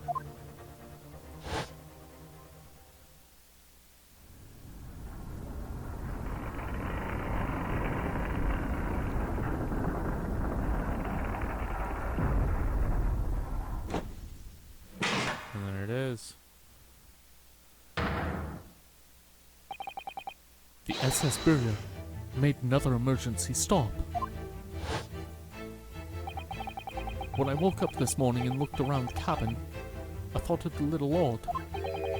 All the books on the shelves had toppled over, and all the ornaments. It was almost as if someone had run their hand across the shelves and deliberately knocked everything over. Oh yes, I remember that. And I stood them all up again, didn't I? Then we came into this cabin, and we were surprised to see the same thing in here.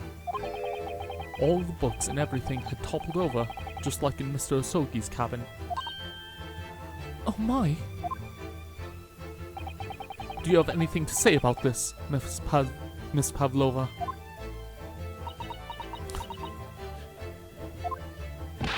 Are you out of your mind? You say Buria made emergency stop. It does seem a little far-fetched. How could that possibly have happened? Unless you're saying that the culprit is actually someone from the engine room. Oh, it's simple enough. Are you forgetting the button in the passageway outside, used to trigger the emergency alarm? Oh, yes, of course. There was a notice, wasn't there, telling you only to press the button in times of emergency. On dark nights when the fog is dense, the captain cannot afford to rely on the eyes of his lookout alone. Hence, the placement of a number of buttons around the vessel to allow any crewman to raise the alarm. The sort of button one is almost compelled to press to satisfy one's curiosity. Wait, it was you. When the button is pressed, two things happen in the interest of safety. The emergency alarm bell rings, and the vessel comes to a complete stop. As indeed it did a little earlier today.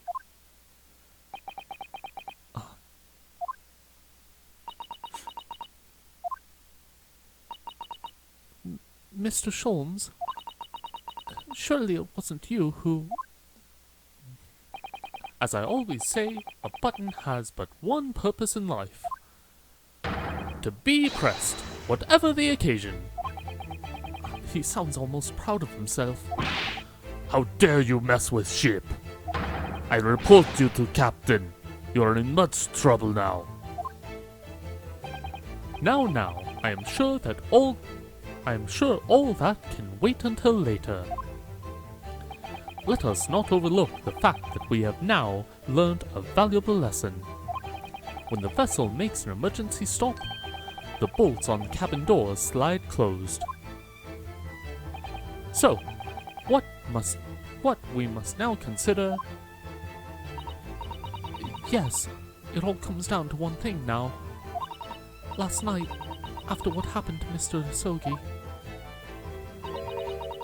did this ship make an emergency stop, or did it not? You are idiots. Buria is a huge ship with many passengers.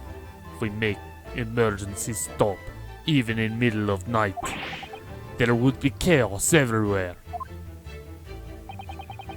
What are your thoughts, Mr. Naruhodo? Well, it's certainly possible that some kind of emergency happened last night. We have evidence to support that idea. Really? What evidence, Mr. Naruhodo?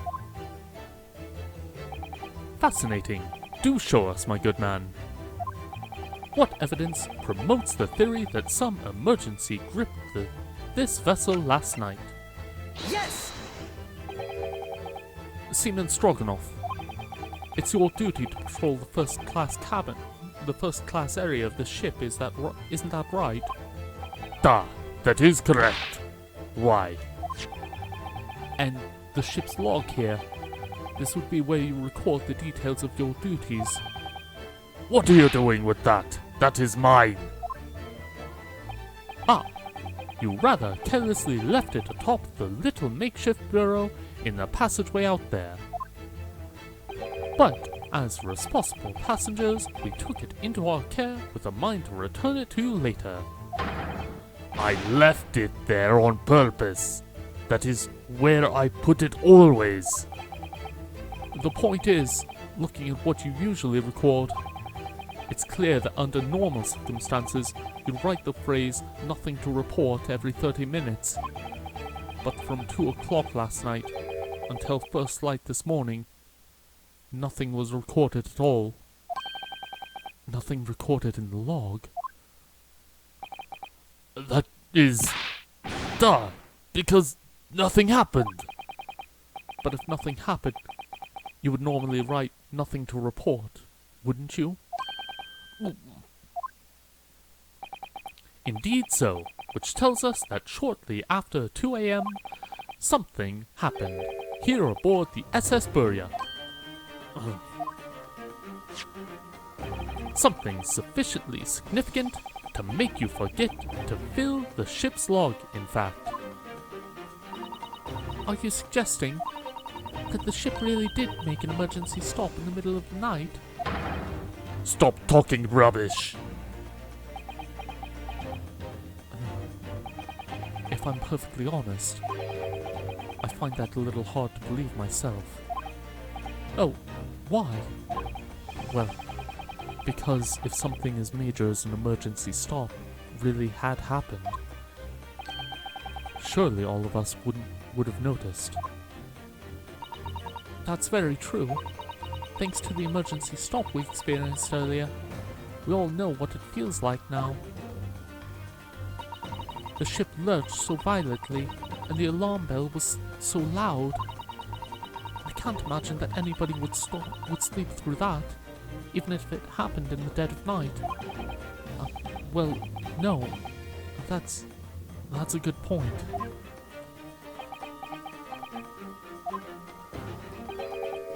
What of the throbbing?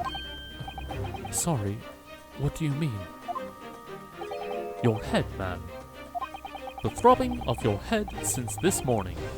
We've all suffered with it. Oh, yes. I have a headache, you're right.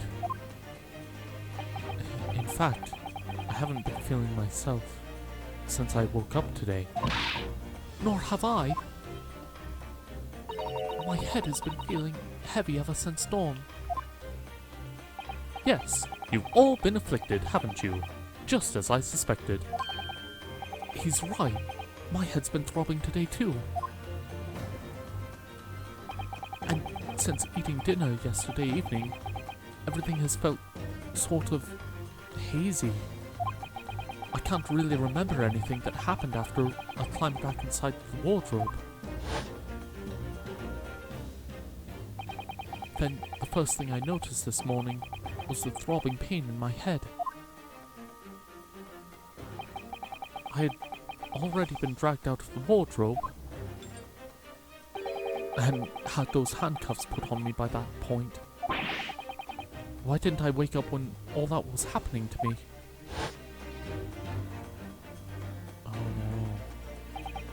Tell me, Mr. Naruhodo, you boarded this vessel as a stowaway, didn't you? Oh, well, yes. Sorry. The stowaway class of accommodation doesn't usually include meals. What did you survive on? Well, Cosmo looked after me. He was always happy to share his meals. There it is. So you enjoyed some of the whole roast chicken dish that was served yesterday evening, I take it? Yes. In fact, I had all of that. Kazuma wasn't fond of chicken. Oh really? So the victim didn't eat any of the chicken at all? That's right, he didn't touch it. Is that relevant? My dear fellow, does that not strike you? Oh, Mr. Sholmes, do you mean to say that there was something wrong with the chicken? I do. No. Really? Is that really true? The meal prepared for the passengers last night had been tampered with. Tampered with by the addition of a sporific designed to induce a very deep slumber in those who consumed it. A sleeping drug. Do you mean whoever did this mixed every meal with the sleeping drug so no one would notice the ship's emergency stop? Mr. Naruhodo, of course that's not what Mr. Sholmes means. What a far-fetched idea. Precisely. Lacing every meal of every passenger on board with a sporific drug would certainly be impossible. Unless, that is, every single member of the crew was a conspirator. What? Mr. Sholmes? Well, seaman? I'm sorry to say that any more deception in this matter will get you nowhere.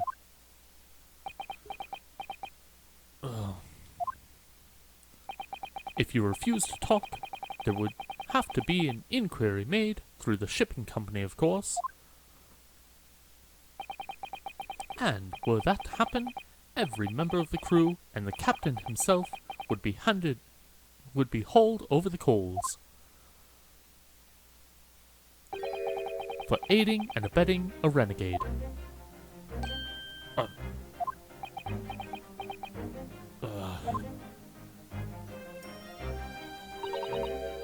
Please, no more. I will tell everything. I cannot make problems like this for everyone anymore. These crewmen are your former comrades, I believe. Yes. So when I decided to run away, I asked them to help me. We all agreed to help. Everyone. Together. She threw away everything. Her fame in the ballet. Mother Russia. We wanted to help our angel.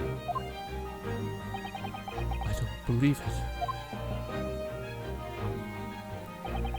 You are right. We put sleeping drug in chicken last night. Yes, I remember now. I did notice chewing on a lump of something strange and bitter at one point. Da. We could not make all drug. How do you say? Dissolve.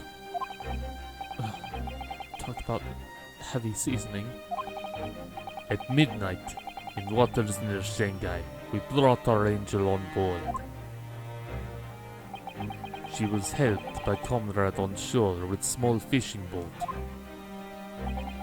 While all the passengers of the SS Buria slept soundly, thanks to the almost magical effects of the slumber-reducing potion their evening meals had contained. So if that's what happened, the only people awake on the ship last night were the crew, people who disliked chicken, and the newly boarded passenger, Miss Pavlova. And that means it would have been possible for you. You could have used that emergency stop trick to lock Cosmo's cabin door.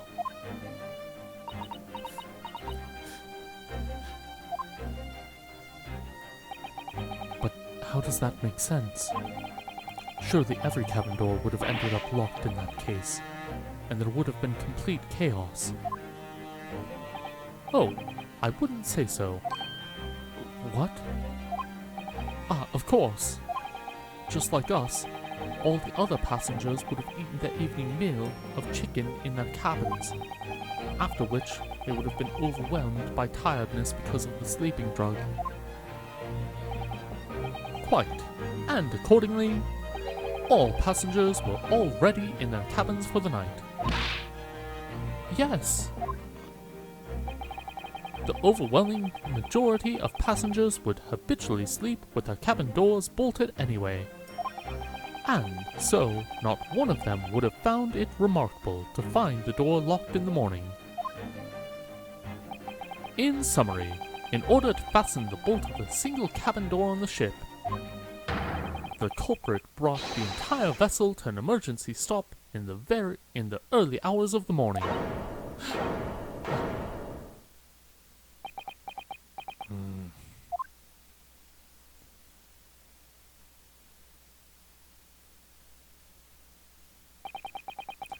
You have talked long time and said many things.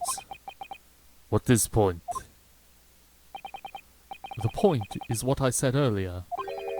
There was somebody else present on the scene when the victim lost his life last night. Someone who left a message in Russian on the floor in an attempt to incriminate another. Someone who tried desperately to hide the broken fragments of glass that would reveal the culprit's identity.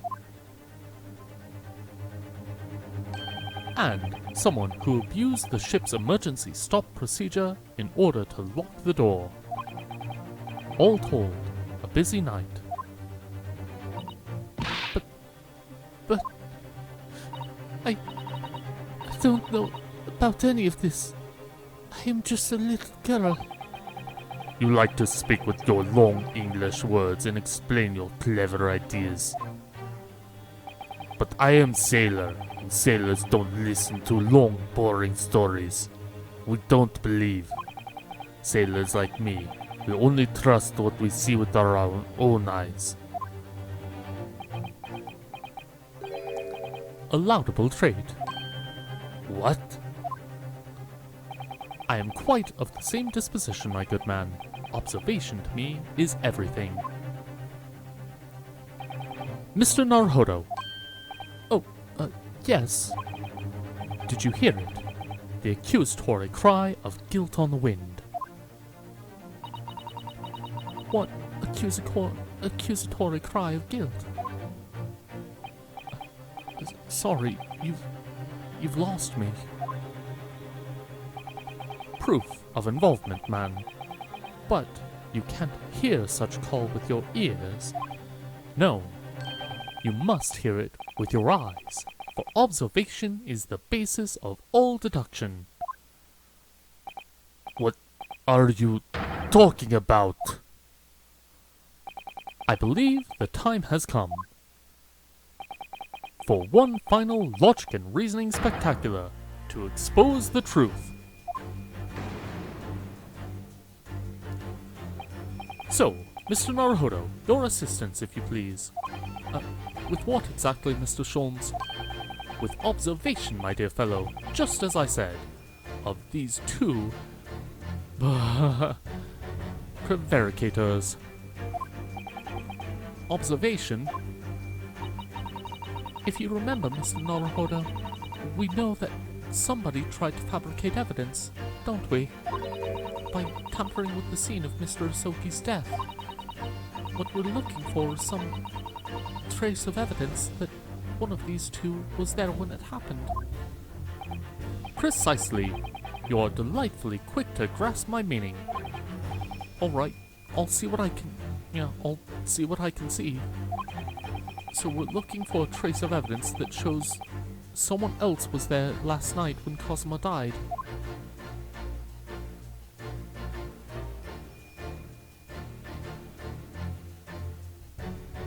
Well, what do we have here? Yes!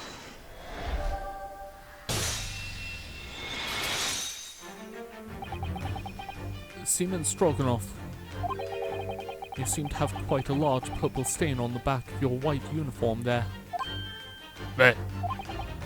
Yes, I don't know where that comes from.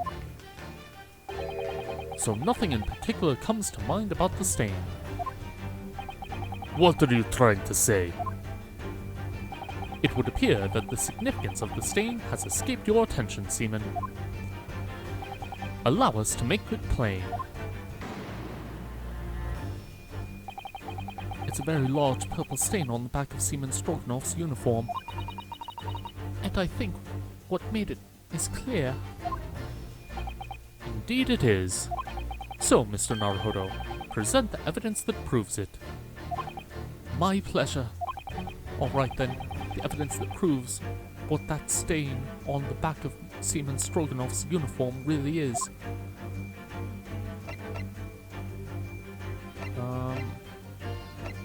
Can I just present? I guess I just present this. Yes! Here we are.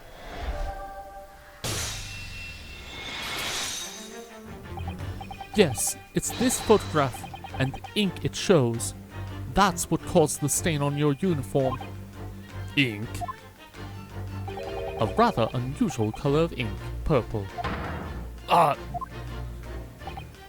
Ah, the penny drops at last. Now you see the significance. The Russian word on the floor next to the victim's body was written in purple ink. Oh, that was Ryunosuke. And the stain on the back of your uniform is ink of the exactly same color. Words. You can tell I'm getting to the end of the stream here. If the ink had been dry, it couldn't possibly have stained your uniform in that way. Which means you must have been present in the cabin in the moments immediately after the ink was spilled.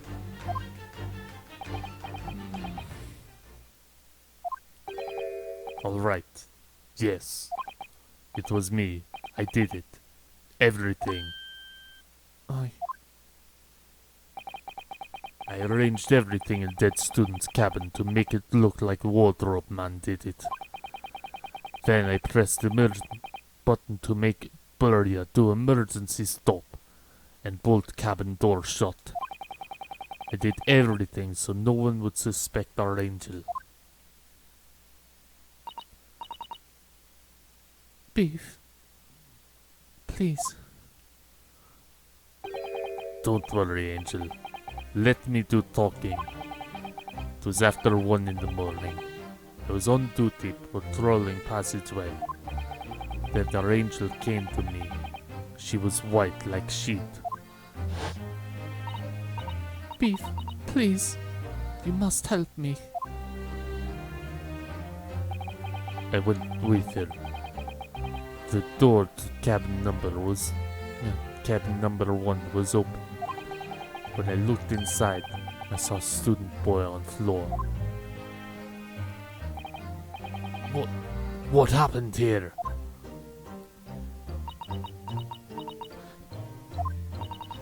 Please, don't tell anyone. My little one, my little furry friend. Everything that happened in cabin is like Angel told you. The kitten escaped through... Oh, sorry. The kitten escaped through the ventilator in Mr. Soki's cabin. Then he tripped over and broke his neck when he fell to the floor.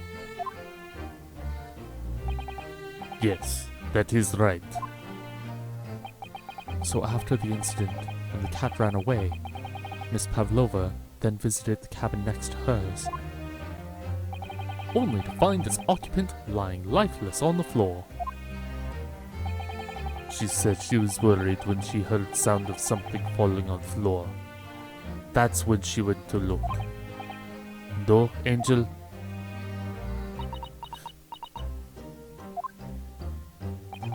The door was not locked, so she opened it to look, and you already know what happened after.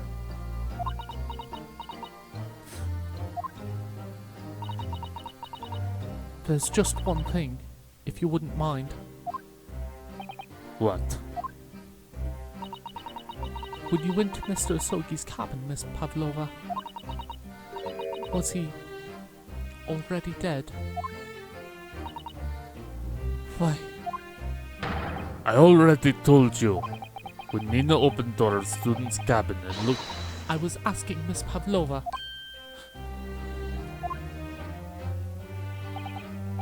well, Miss Pavlova?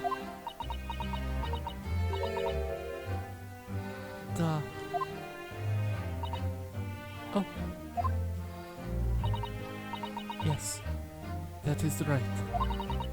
I saw him. It was dark. He was wearing black, but he was on the floor, not moving. I was scared.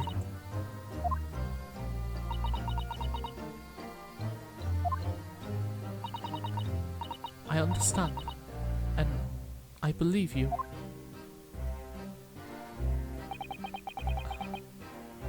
So is that finally it now? Have we discovered the real truth about Cosmo's death at last? Ah, something very nearly slipped my mind. Oh, Mr. Sholmes? This photograph. Yes, I took this myself, you know. The cause of death was a broken neck. Therefore, the victim died instantly. And the unfortunate incident that precipitated these events, a kitten on which the victim stumbled. However, if those are the facts, there is one particular area in this photograph that seems to me somewhat unnatural. What do you mean, unnatural? What are your thoughts on the matter, Mr. Naruhodo? Oh, well...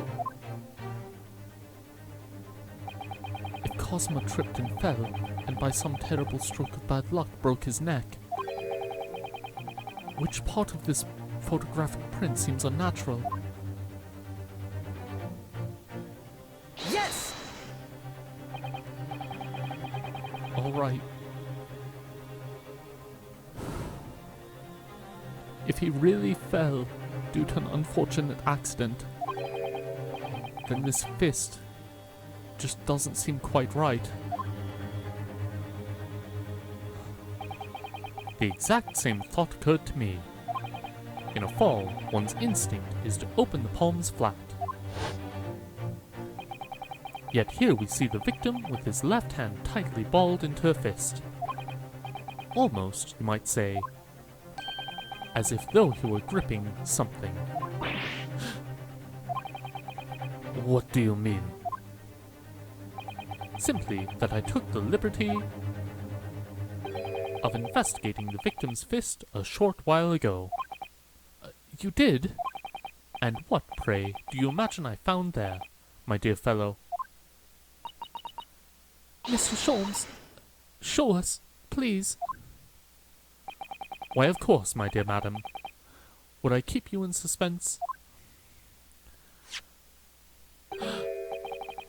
This is what I found.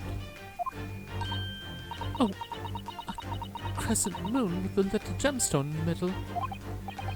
Yes, you're right. A crescent moon. It's very pretty, but what does it tell us? It tells us nothing. I'm not so sure. That crescent moon looks familiar somehow. I'm sure I've seen it somewhere before. Observation, Mr. Naruhodo. That is the key. What? The truth is now tantalizingly close. Weird, my power just kind of flickered for a little bit, but everything looks like we're still up and running. Might have just been power in the room, so... How did that crescent moon come to be in Cosmo's clenched fist? This is the final clue, the last piece of the puzzle. Ask yourself, what does this little crescent moon mean? What significance has it? And observe. Find the answer with your own eyes.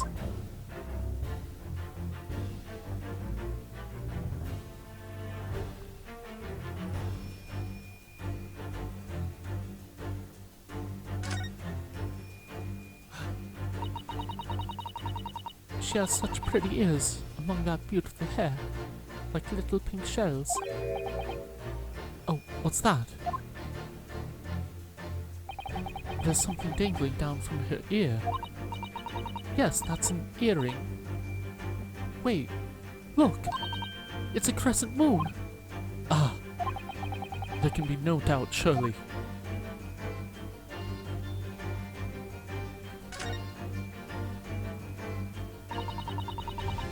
Oh,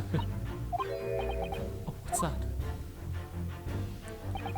There's something attached to her ear.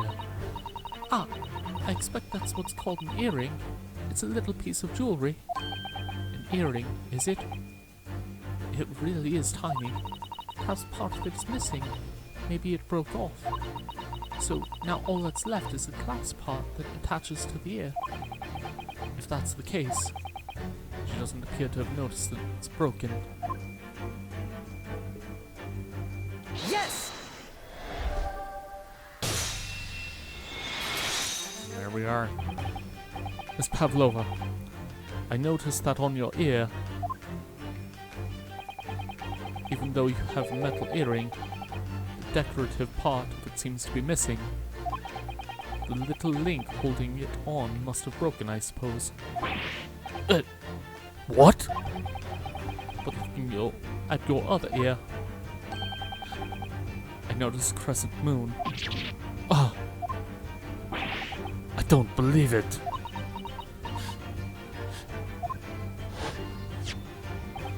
Now, the missing crescent moon was found in the victim's clenched fist. Clearly, there is only one logical conclusion. Wouldn't you agree, Mr. Naruhodo? Yes.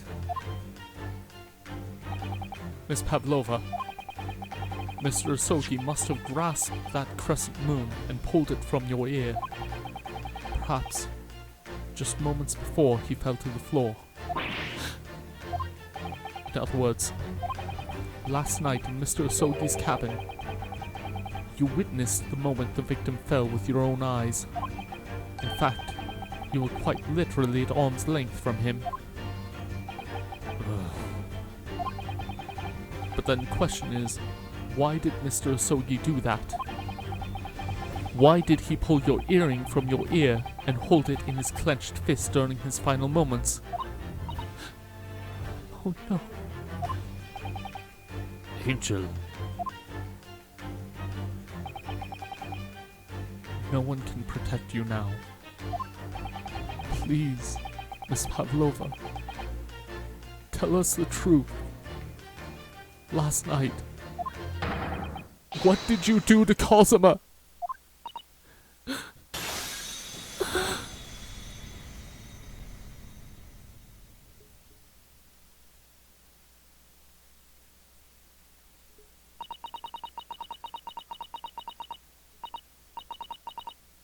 When I think about everything that happened yesterday, it was too much. Running away, a fishing boat in the middle of the night, trying to climb onto this huge ship. And then, when I was at last in this cabin, and I could relax after this horrible long day. Tarka, wait!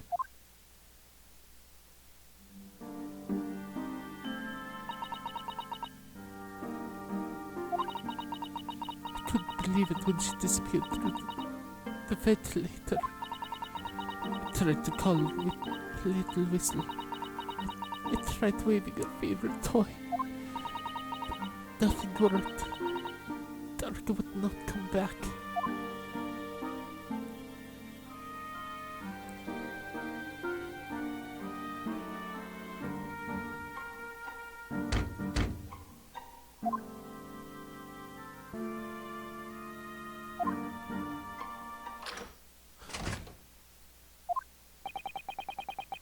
What are you doing here at this time of night, Inspector?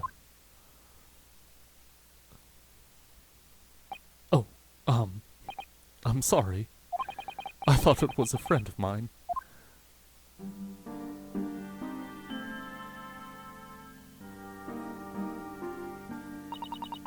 The young man from your country.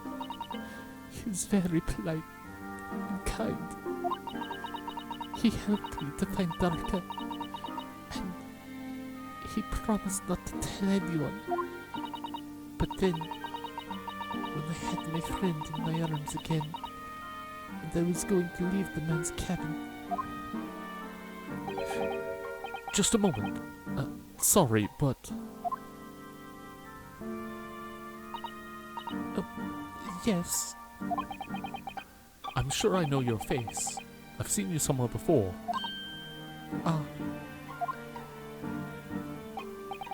Of course. You're Nikolina Pavlova, aren't you? The Russian ballerina. No, I don't know that name.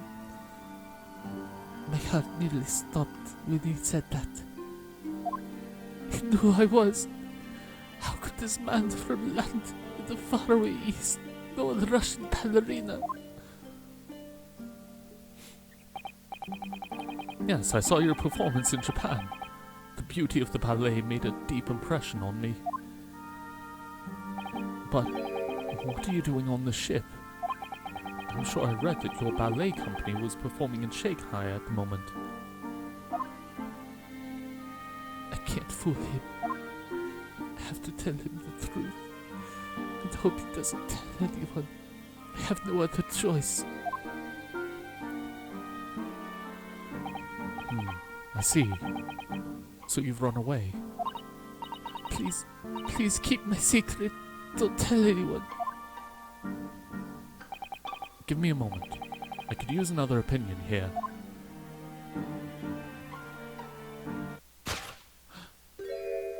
He's going to pull that cord. He's going to tell the captain. Why did I think I could trust him? Then it happened. Everything at once. It was only a second, but it felt like forever. Wait! I shouted. And then... Darka jumped out of my arms. Down to the young man's feet.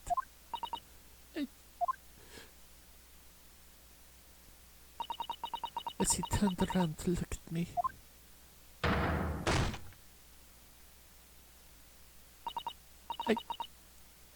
I pushed him. I don't even know why. I don't know why I did it. I was just so scared. And I had to stop him from telling anyone about me.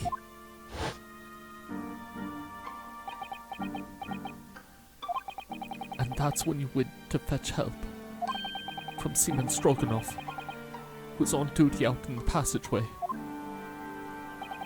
I heard Nina cry out, and thought on floor, so I ran to her.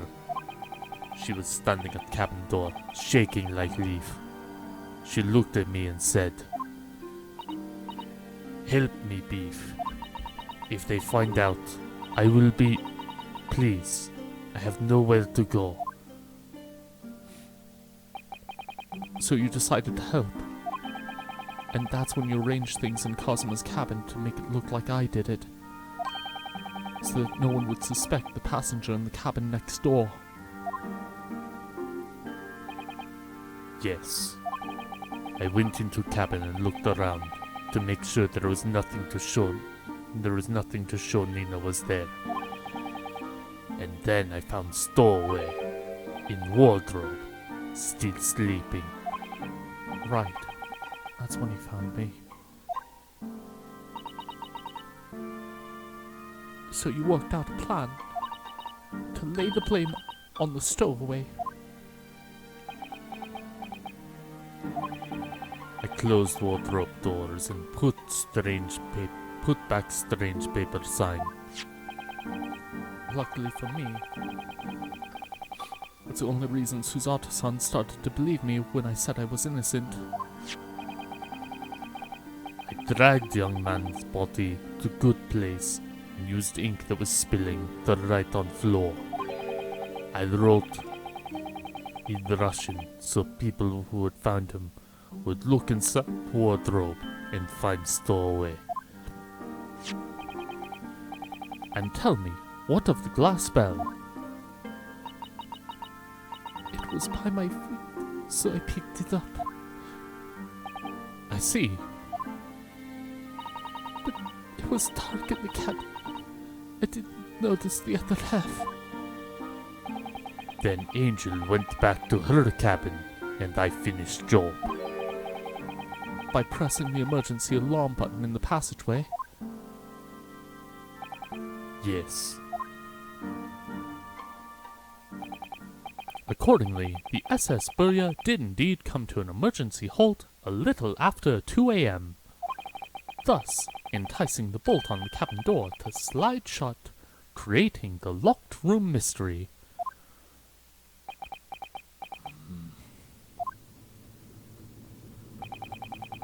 There's still one thing I don't understand, Miss Pavlova. What? Well, you said that you told Cosima about the fact that you'd run away from your homeland, and it's because you were worried he was going to tell the captain that you pushed him. Isn't that right? Yes. But even if he had pulled the bell cord and called for the captain of the ship, aren't you friends with every member of the crew? Why would that have been a problem? It was what he said first that made me scared. What he said first?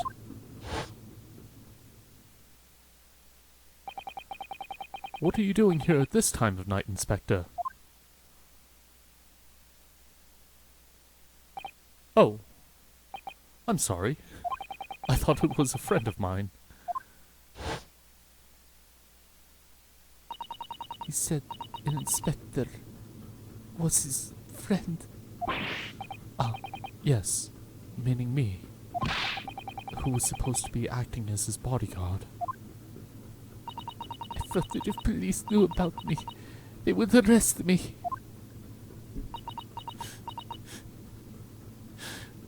So, before I could pull the bell cord, I...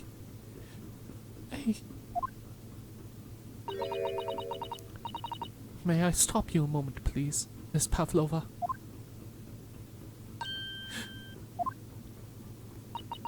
It just doesn't seem to make sense. I mean, was Mr. Osogi really going to pull the bell cord? I don't know.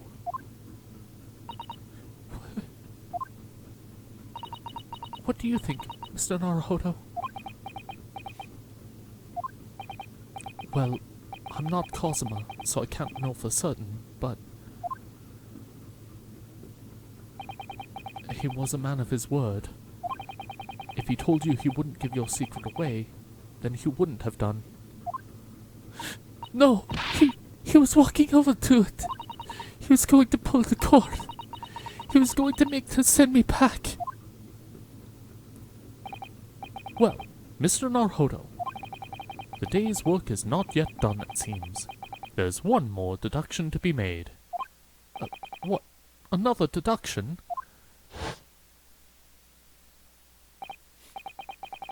Yes. What action was the victim really about to take at that moment? Music. Can we determine whether the young man's gaze was directed?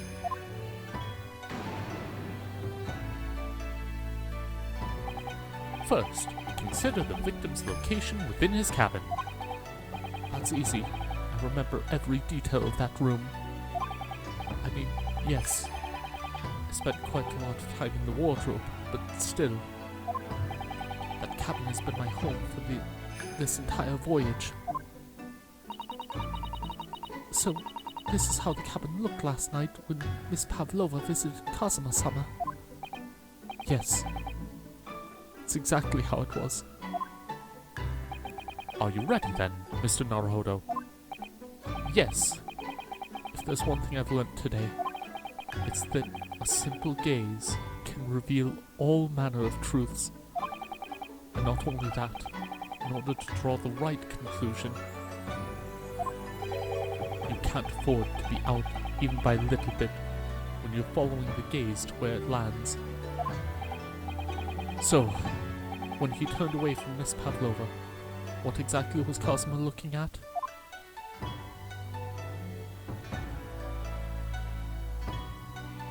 Take that!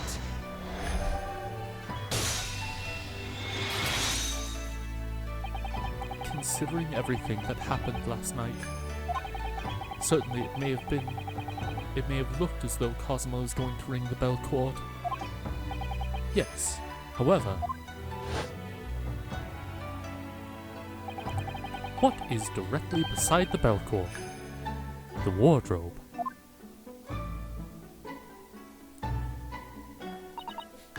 The wardrobe? And more importantly, what was inside the wardrobe. The man's great friend, sleeping soundly.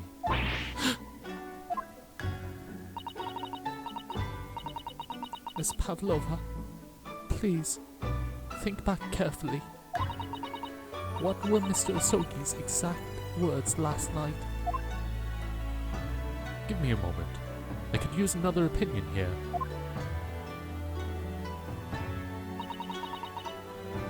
Another opinion? Yes, but not from a member of the crew. No, Mr. Asogi intended to consult his close friend on the matter, to see if, between them, they might be able to help in some way, no doubt. No.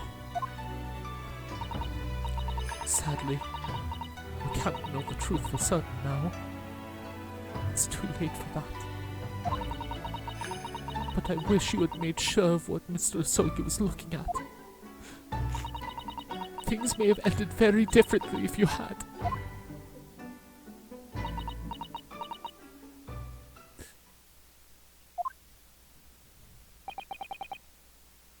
Miss Pavlova.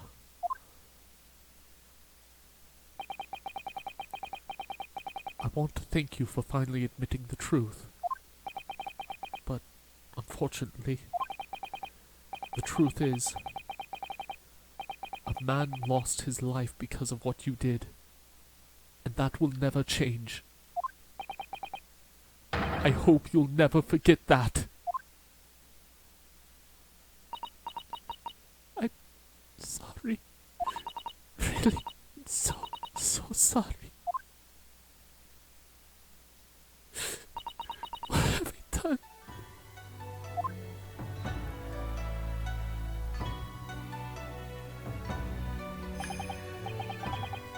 And so, at long last, the mystery surrounding the tragic accident on the SS Buria was finally laid to rest.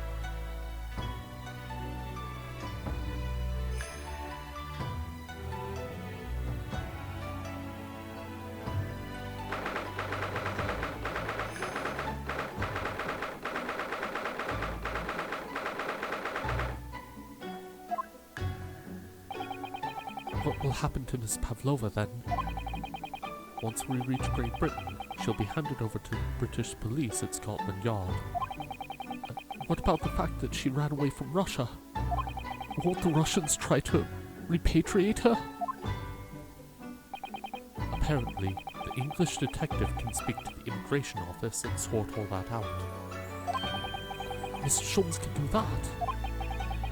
So she won't be going back to Russia then? No, I don't think so. Even if she wanted to return in the future, I doubt she would be able to. She ran away, so now she's in exile for life. I see. I'm sorry. Seaman Stroganoff. I wanted to help our angel, no matter what. But I didn't think about you, about how you lost a good friend. I will go with Nina. I will give myself to British police. That's kind of you. In the meantime, thank you for letting me go free again. Cosmo's death feels like such a waste, but well, do what you can for Miss Pavlova, won't you? Da.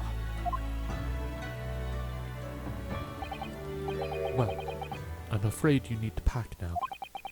We're due to arrive in Hong Kong tomorrow. As much as it pains me, I'm going to have to hand you over to the consul to arrange your passage back to Japan. Yes, I did stow away after all. I couldn't really expect any different. So, you should get back to your cabin now.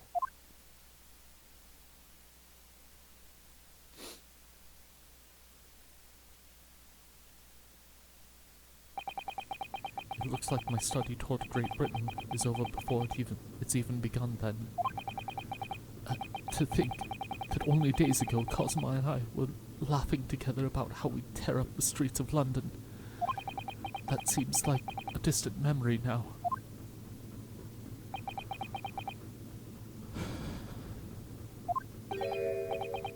Oh. What's that? Is it someone weeping?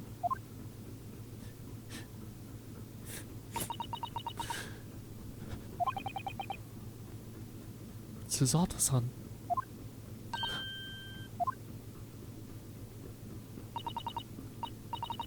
Naruhodo-san, I didn't know you had returned. Well, I haven't been back long. Inspector Hosonaga just told me I should pack. You know, ready to leave the ship tomorrow and all that.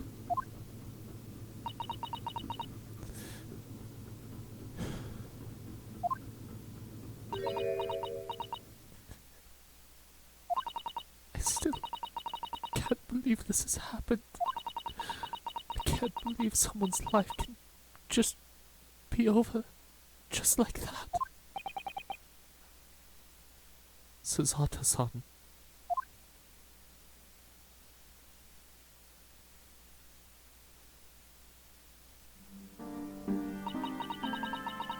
He had such grand ideas for this visit to Great Britain. So many dreams. And now, they've been cruelly taken away. Just as he has. I thought I could never forgive the person responsible. But now we know the truth. That it was just an accident. Just a silly series of mishaps. It's too much, Naruhodo-san. It's just too much. Yes, I know. I wish there was something I could say. Inspector, my duty was to see Asogi-san safely to Great Britain. But I failed, and caused his two closest friends great pain and suffering as a result. I've let everyone down. And I will do anything to make up for my terrible blunder. Nobody blames you, Inspector. And I'm free. Huh?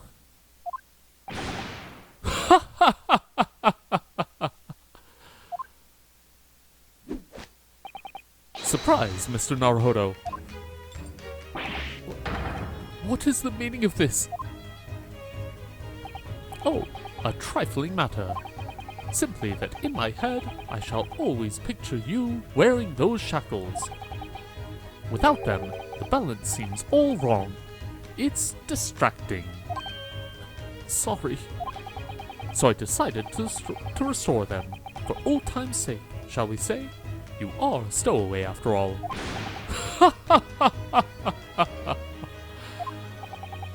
He thinks this is funny.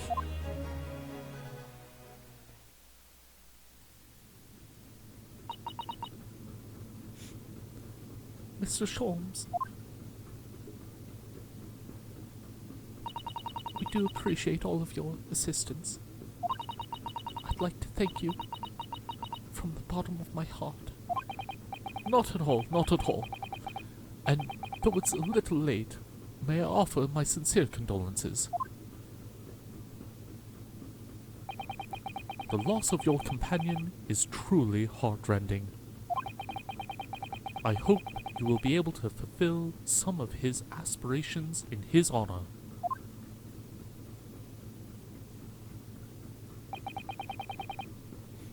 I'm afraid that won't be possible. We shall be disembarking at the next port, in Hong Kong. We have to return to Japan and make a full report about everything that's happened. What? Wait a minute. It's just me that has to go back, isn't it? I mean, I was the stowaway.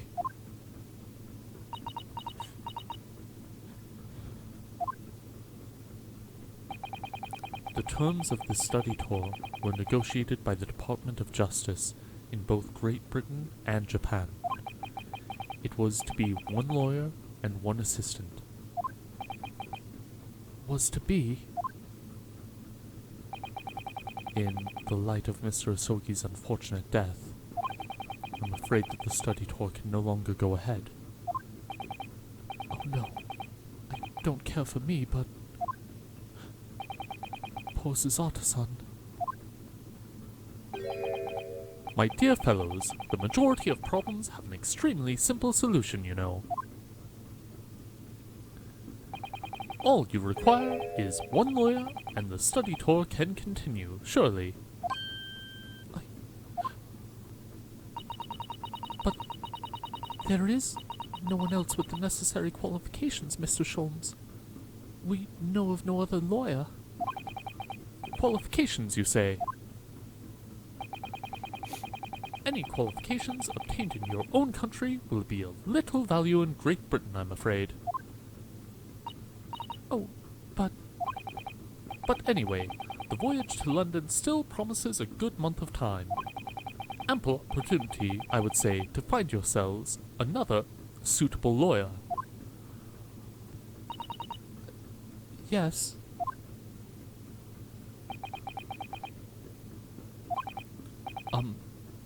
Mrs. Otto. Yes? Do you think perhaps I might be able to do it? But you're not a lawyer, Mr. Naruhodo. Oh, unless... Are you studying law? No, I'm not, but... I'm sorry. In that case, I don't think there's even a chance it could work. But as I said, there is still more than a month before we reach England's shores. Isn't that right, Mr. Naruhodo? Yes, I have a month in which to study, to learn what I must to become a lawyer in Great Britain. Mr. Naruhodo? That's ridiculous. Are you seriously suggesting anybody could learn all of that in just 40 days? There's only one way to find out. I would work my fingers to the bone, Inspector. Every single day. Will you let me try? And if, by the time we reach Great Britain, if I haven't learned enough to be recognized as a lawyer, I'll take whatever punishment is deemed appropriate. But why put yourself in such a difficult position? For Cosima. He said that there was something he had to do in Great Britain, and that he would sacrifice anything to make it happen. He was passionate about it. I can't let all that passion just come to nothing.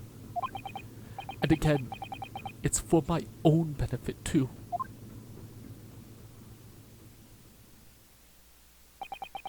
I will become a lawyer. I have to.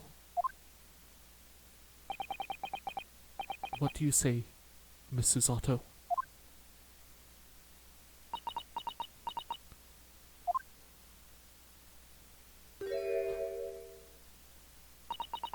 I think it's a wonderful idea. Thank you. So, what does our bespectacled Inspector friend say?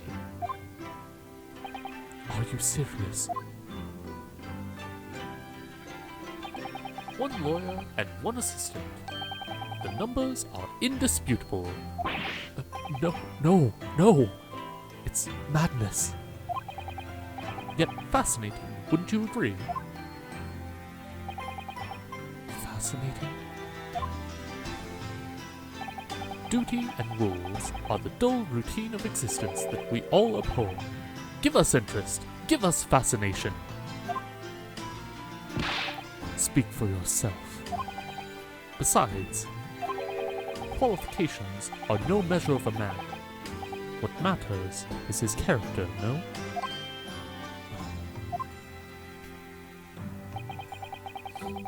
And you witnessed ample evidence of this man's exemplary character today with your own eyes. From the early hours of this morning until this very moment now. Despite contending with the passing of his close companion, and despite the accusation of guilt, this man has shown resourcefulness, intelligence, and above all, courage.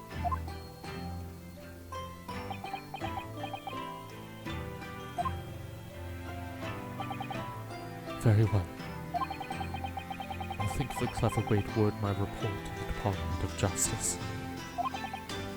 Inspector, after all, I did just make a promise, didn't I? I said that I'd do anything at all to make up for my shortcomings here. Oh, thank you, Inspector. If you'll excuse me, I must pay a visit to the captain's quarters, I think. I need to discuss what to do next, and how best to make my report.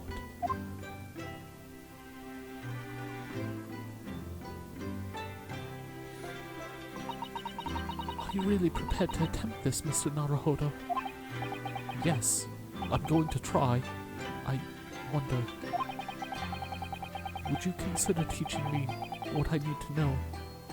Everything about being a lawyer?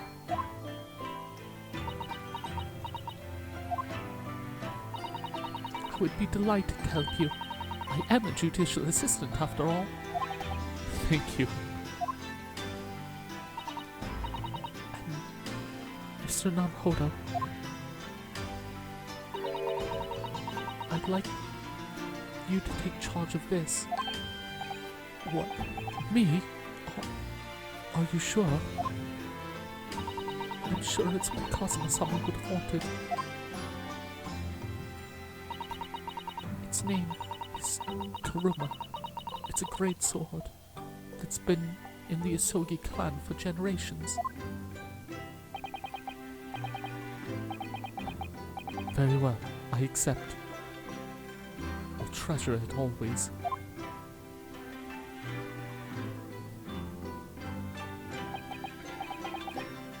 So then, Miss Usato, it seems we'll be working together for some time to come yet. It will be an honor, Mr. Naruhodo. And for the next 40 days, I shan't grant you a single minute of freedom. We shall fill every spare moment with study. Yes, that's exactly what I need.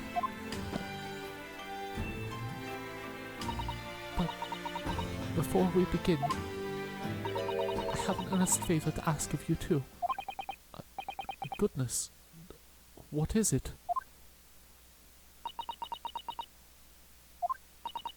Please throw me to the ground. 3 times. What? I should never have doubted you. You were Kazuma-sama's closest friend.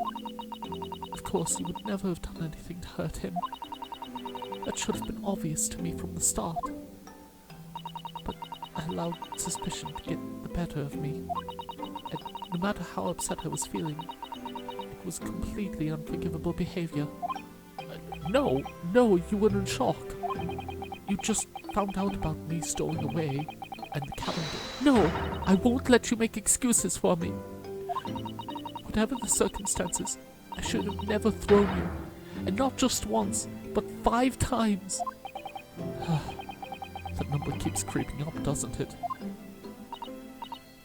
Please, you must. Just take hold of me and throw me. Do it. Don't even think about it. No. I don't even know how. I've never thrown anyone in my life. Very wise, Mr. Naruhodo. It isn't a skill one acquires without considerable training. Oh, Mr. Sholmes. I observed your throwing technique several times with great interest. I confess I was most impressed. When did he see that?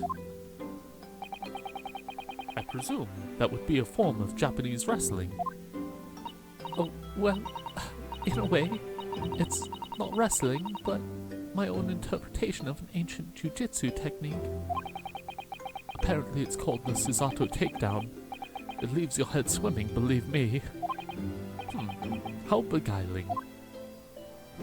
I am a practitioner of the combative arts myself. I am a somewhat accomplished boxer. There he goes, dancing around again. I wonder if you would be so kind as to instruct me on the technique of your arresting throw.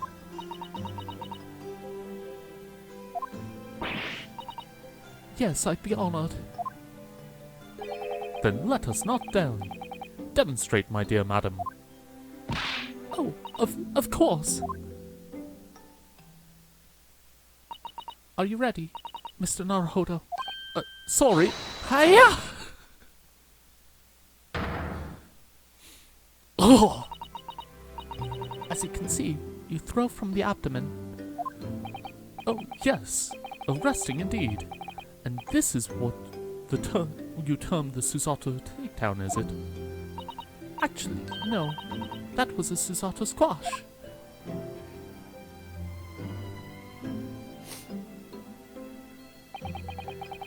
In my groggy state of consciousness, a scene from an evening recently spent with Kazuma flickered into my mind.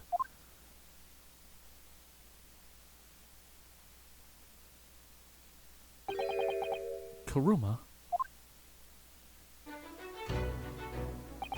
That's right. It's a prized sword that has been passed down through generations of the Asogi clan. I can't believe you managed to get permission to bring it with you. I mean, taking a katana on a study tour is more than a little irregular, surely.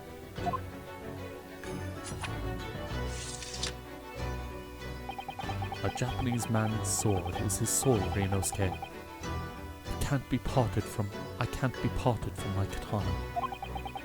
Kuruma guides me. I truly believe that.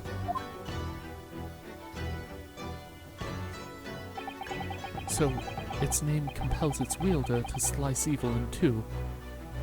Not that you would need much compelling. On that subject, there's something very important that I have to do in Great Britain, and I'll sacrifice anything to make it happen. I'd appreciate you seeing it through with me. Of course I will. Whatever it is, I'll see it through to the end with you. I knew you wouldn't let me down.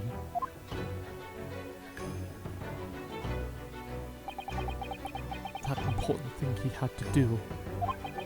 I still don't know what that was.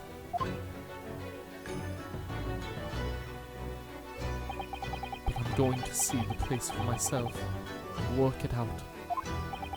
In Great Britain's capital, London.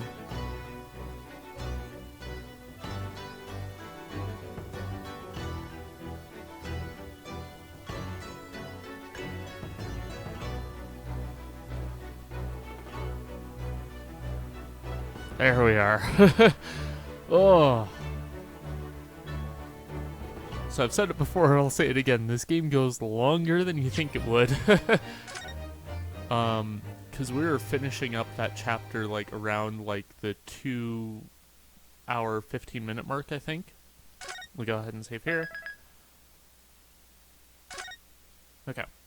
But yeah, we were finishing that chapter around that 2 hour like 15-minute mark, and it is now over 3 hours long. So yeah, I'm calling it there, but I didn't want to interrupt like the story sequence because that's just such, oh, it's so emotional, and it's so just, yeah, how that all just kind of comes together. This story goes places, so we're there's more impactful moments like that to come. So, especially as we get closer and closer to the end. But that is, I guess it calls it episodes. I've been calling them chapters, but that is episode 2 in the books. And so the next one, we are on to episode 3, which is going to be a whole thing and lots of new voices and lots to try to do from there. But yeah, this has been the stream. So once again, we will be continuing this on next week, and we will start chapter 3. And I know it's episodes. I'm just going to call them chapters because that's what I recognize them as. We'll be starting chapter 3 next week of the first game. So there's 2 games in the collection, and they're really connected, but they're also like, yeah. What was I gonna say? Oh yes, the specialty stream. Just kind of an announcement again at the top or at the bottom of the stream here. Our specialty stream is going to be the another creativity jam session, which I'm gonna do Blender again because like I have all this practice that I've been doing each week, and it just kind of makes sense to capitalize on that. That will be on the 27th. And that'll be fun. So I don't know what I'm going to end up doing for that, but I mean, it's Blender. It's fun. So yeah, with that, I will see you next week, and have a great rest of your day. Bye!